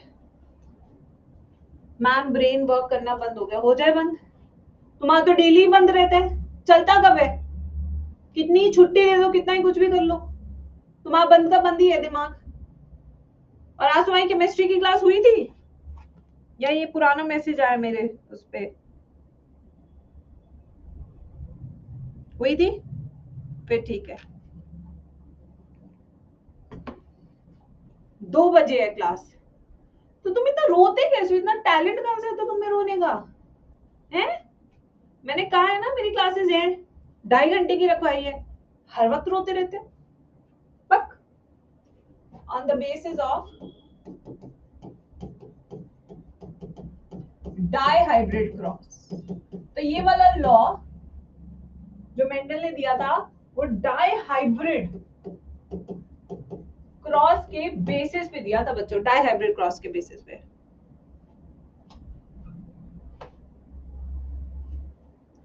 Ma'am आपकी क्लास से जस्ट 5 मिनट्स पहले एनडी सर ने छोड़ा, बेटा अब तो आपको आदत डालनी पड़ेगी, this is a high time. आपको पता है हम छुट्टी देते हैं, फिर हम पे कितना प्रेशर बनता है, हमारी डेडलाइंस होती है, आपके टेस्ट शेड्यूल्ड होते हैं, छुट्टी भी मैनेज करनी है, आपको पढ़ाना भी उतना है। हम स्कूल में नहीं है बेटा कि जहां पे टीचर ने छुट्टी दी, पढ़ाया, ठीक है, कट शॉर्ट करा दिया, किसी को पता नहीं चल रहा, टीचर की मनमानी है, हम नहीं कर सकते। बच्चे कंपेयर करते हैं नोट्स को, बच्चे आधे तो ड्रॉपर्स, उन्हें पता है कि मैं क्या टॉपिक स्किप करा दूंगी, हम वो नहीं कर सकते। हमारे पास उतनी ही छुट्टियां हैं जो हमें देनी है आपको, और हमारे पास सिलेबस उनसे भी ज्यादा है, और हमारे पास कॉम्पिटेटिव एग्जाम के बच्चे हैं, so we have to work more than them बेटा। अब एनडी सब बिल्कुल लेंगे दिवाली वाले दिन क्लास, सब टीचर का अपना कॉल है। चलो आते हैं अब यहाँ पे कॉन्सेप्ट समझेंगे, क्योंकि बहुत इंपॉर्टेंट टॉपिक है लॉ ऑफ इंडिपेंडेंट असॉर्टमेंट, क्योंकि यहीं पे आपका आधा लिंकेज भी आपको समझ में आ जाता है। ठीक है बच्चों, ये देखिए यहाँ पे मेरे पास एक जीन है विच इज ए, और यहाँ दूसरा है विच इज बी। अब आप बच्चे मुझे बताएंगे ए जीन और बी जीन के बीच में डिस्टेंस है या नहीं, जल्दी बताएंगे सब चैट बॉक्स में। बहुत सारा डिस्टेंस है between A and B. Since A and B के बीच में बहुत सारा डिस्टेंस है, तो the inheritance of A gene will not be interfered by the inheritance of B gene. यानी इसका असर इसके ऊपर नहीं आएगा इनहेरिटेंस होते वक्त, इसका असर इसके ऊपर नहीं आएगा इनहेरिटेंस होते वक्त, क्योंकि इन दोनों के बीच में बहुत डिस्टेंस है। जैसे डिस्टेंस रिलेशनशिप होते हैं, वो जा रही है गुजरात में गरबा खेलने, ठीक है, यहाँ पे वो गरबा खेल रहा है दिल्ली की डांडिया नाइट्स में, किसी को परवाह ही नहीं है। अब सोचो दोनों साथ में होते हैं, अरे कितना तैयार होगी, आ रही है नहीं आ रही है, छोड़ के चला जाऊंगा, नालायक कहेंगी, लगेगी बिल्कुल वैसी ही जैसी है। ठीक है, तो यहाँ इंटरफेरेंस दबाव बन गया कि अभी 7 बजे का प्लान किया था, 8 बज चुके हैं, मैंने पास खरीदे 700 रुपए के और इसको कदर नहीं है, पैसे दी नहीं है ना बिल्कुल भी, तो यहाँ के इंटरफेरेंस है। तो जितना दूर रहेंगे उतना कम इंटरफेरेंस रहेगा इनहेरिटेंस के वक्त पे। यही चीज बताता है लॉ ऑफ इंडिपेंडेंट असॉर्टमेंट। बस गाइस, बस, इससे ज्यादा कुछ है ही नहीं इसके अंदर, इस टॉपिक के अंदर। ठीक है, चलो, तो क्या बताता है, inheritance of one gene do not interfere with the inheritance of other gene. Law of independent assortment. But if what, guys, if what, the situation is like this,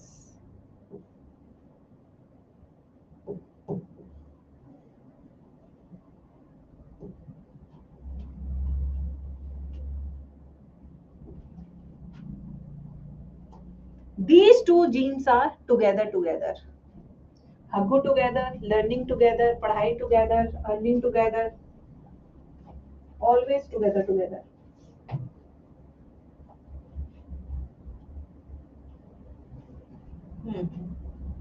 yes बच्चों, इंटरफेरेंस होगा ना, बिल्कुल होगा।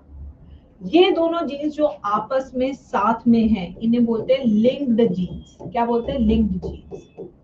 ये कहते हैं जो तू करेगी मैं तो इंटरफेयर करूंगा, कुछ भी कर लो, कलेश होगा ही होगा, हर बात पे होगा। तो इसमें क्या है, हाई प्रोबेबिलिटी रहती है कि linked genes will go into the same gamete, यानी कि इनका इंडिपेंडेंट असॉर्टमेंट नहीं हो रहा है, जहां जाएंगे साथ ही जाएंगे। तो लिंक्ड जीन्स में क्या होती है, high probability that linked genes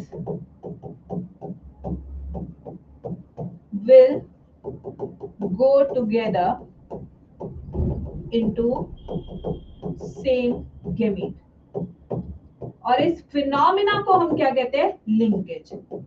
इस फिनोमिना को हम क्या कहते हैं, लिंकेज, जिसे हम डिटेल में अभी पढ़ेंगे। ये हो जाता है इस लॉ का एक्सेप्शन। तो अगर आपसे कोई पूछे लॉ ऑफ इंडिपेंडेंट असॉर्टमेंट का एक्सेप्शन क्या है, तो आप क्या कहेंगे, linkage.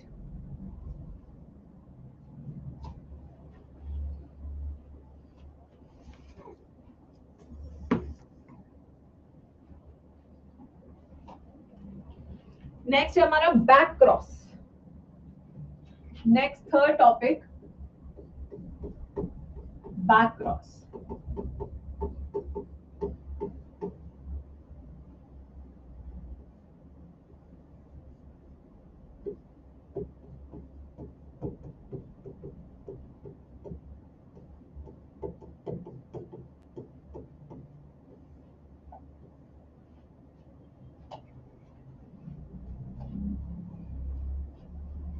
Every test cross is a back cross, true और फॉल्स। फ्लो चार्ट को पढ़िए और आंसर देने की कोशिश कीजिए, दिमाग के घोड़े दौड़ाइए।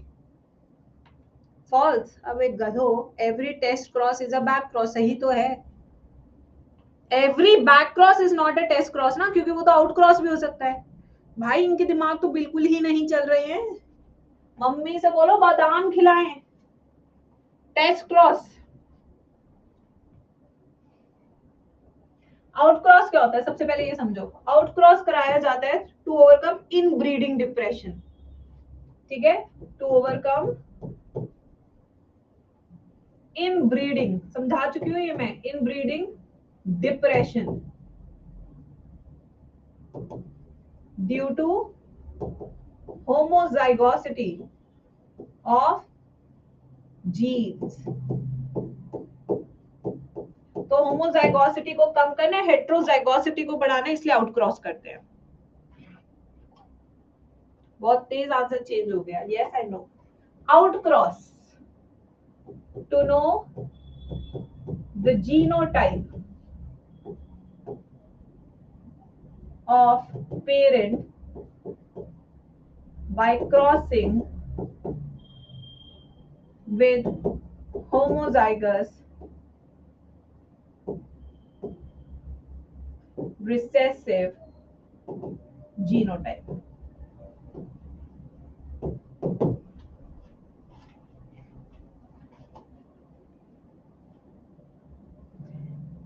भूख लग रही है दीदी को, बताओ क्या किया जाए।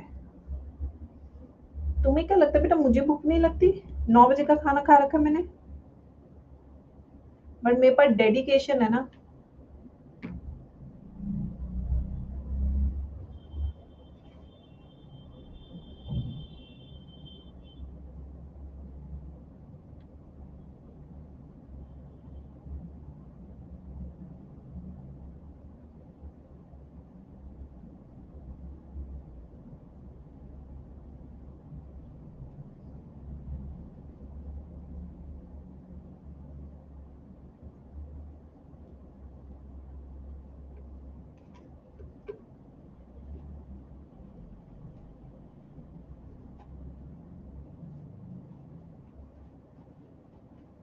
लिख लिया सबने? टेस्ट क्रॉस,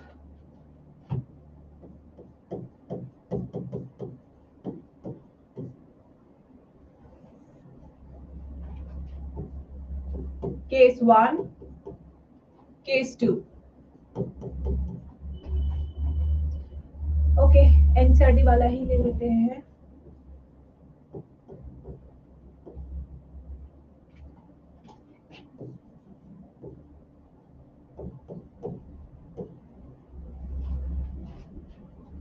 बनाइए पुनेट स्क्वायर।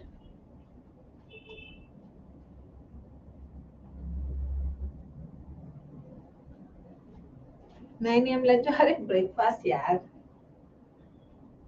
मैं मेरी ये सब चीजें पकड़ लेते, जो मैं क्वेश्चन में इधर उधर करती हूँ वो नहीं पकड़वाते। माइंड मत करना। हाँ, बात तो मैंने सही कही है बिल्कुल। मेरी इन सब चीजों में ध्यान रहता है, क्वेश्चन की गड़बड़ में ध्यान नहीं रहता है। कोई नहीं हो जाता बेटा, हो जाता है। मैम अच्छी है इसलिए ना ये बातें तुम तक ही रहती है।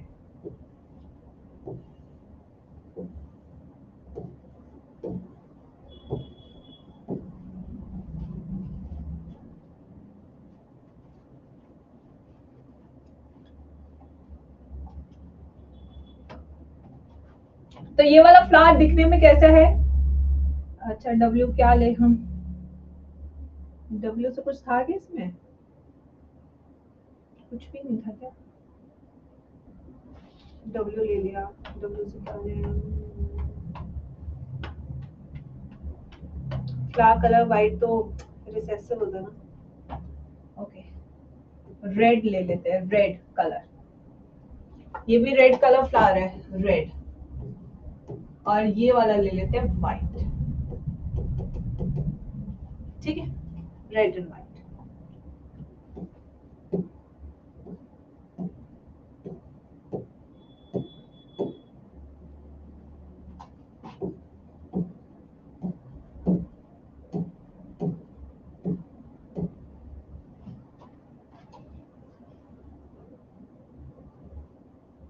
वेट ले लूं?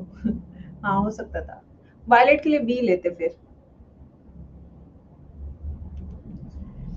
इन दोनों के जीनोटिपिक रेशियो और फिनोटिपिक रेशियो है होमवर्क। कल सैटरडे को हम इसी टाइम पे मिलेंगे गाइस।